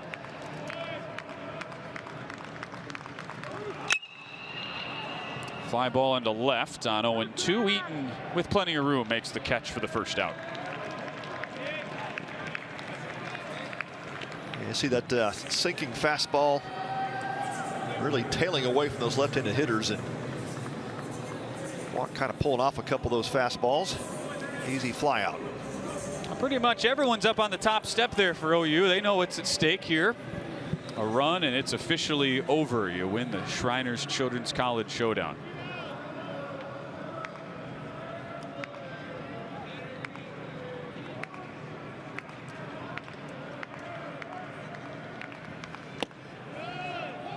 Called strike on the inside edge. The first year you and I came here, Pat, was 2022, and Oklahoma had a great weekend here. They were unranked that year, and not only did Oklahoma make the College World Series, but Auburn was also here. We had 2 teams that season who were outside the top 25, ended up making it to Omaha.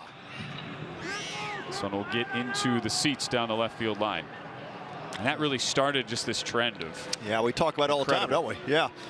Some teams can go 3-0 here and not make it. There's other teams that struggle, but there's something about a team that comes in, a little chip on their shoulder, something to prove, and certainly Oklahoma came in unranked. That will change after this weekend, though. They have been a race boat of a team in these past 3 games.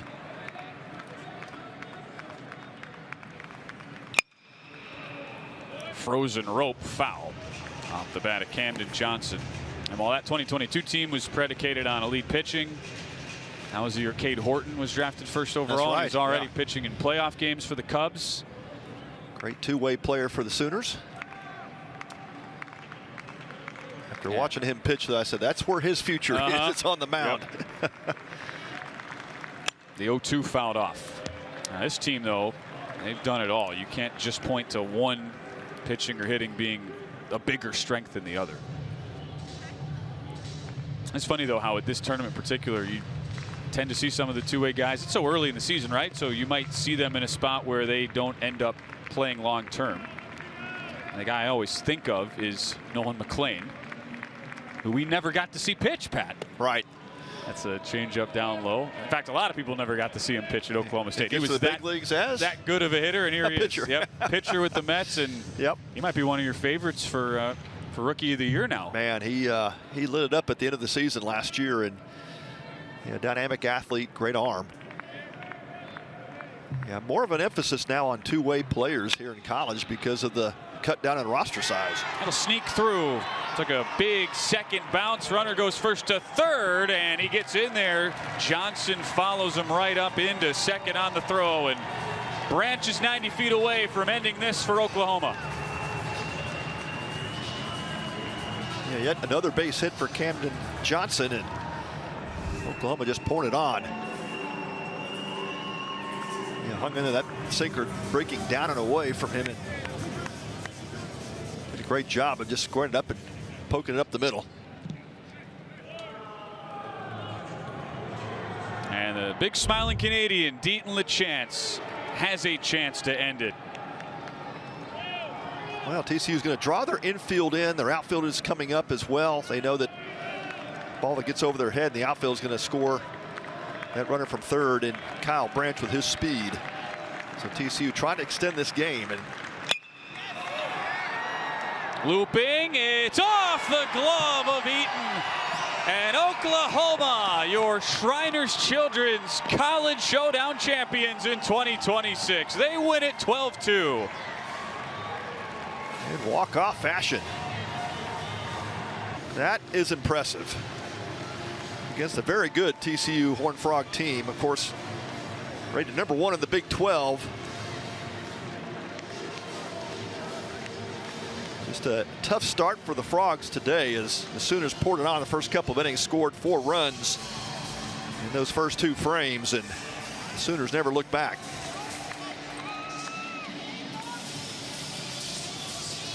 And Oklahoma will stay here. They get another game at Globe Life against New Mexico State.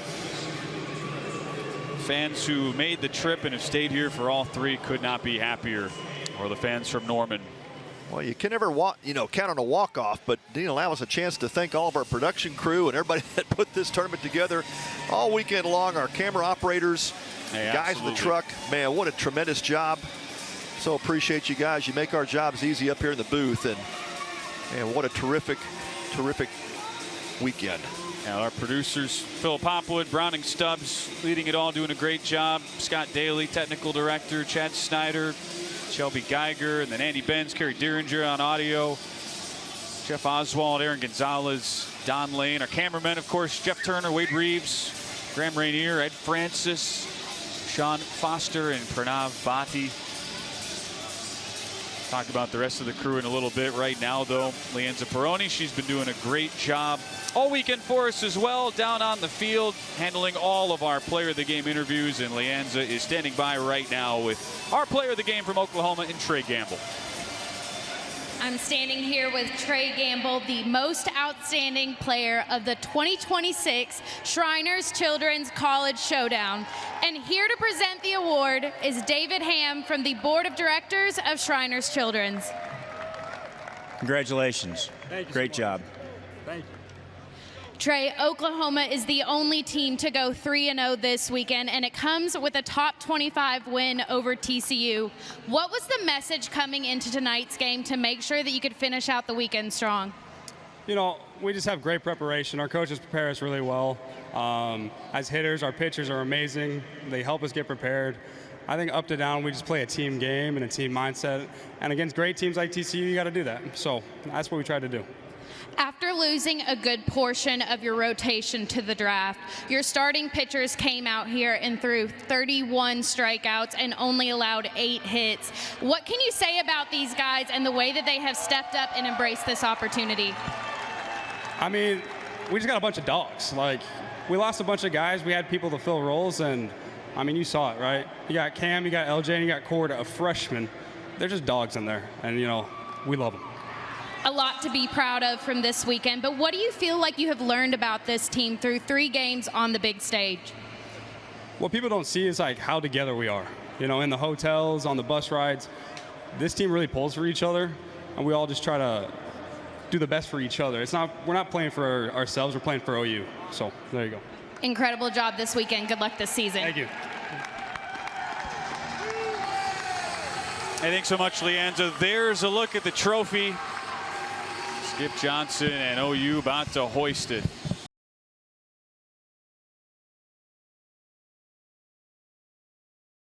Massive weekend. 32 runs, just 6 allowed. And Trey Gamble, our player of the tournament, behind a 4-for-7 outing. Pat, he walked 6 times. 6 walks. Some guys don't get 6 walks in a whole year. Yeah, in today's day and age. Yeah. What a series. In addition to that, a couple homers, 5 runs batted in. And here's a look at why Trey Gamble is our most outstanding player of the weekend. He really got things started on Friday, Pat. It was a tight game early against Texas Tech. Hit a 2-run homer, did it again against Oklahoma State.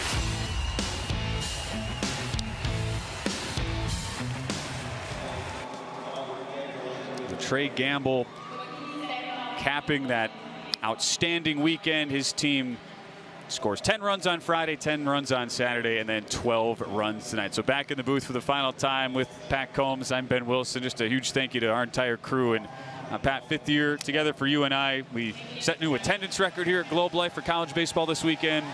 New Shriners money fundraising record, over $262,000 this weekend. Had it all, didn't it? Yeah, it really did. I mean, most successful weekend we've had at Shriners, and a true champion. 3-0 Oklahoma Sooners.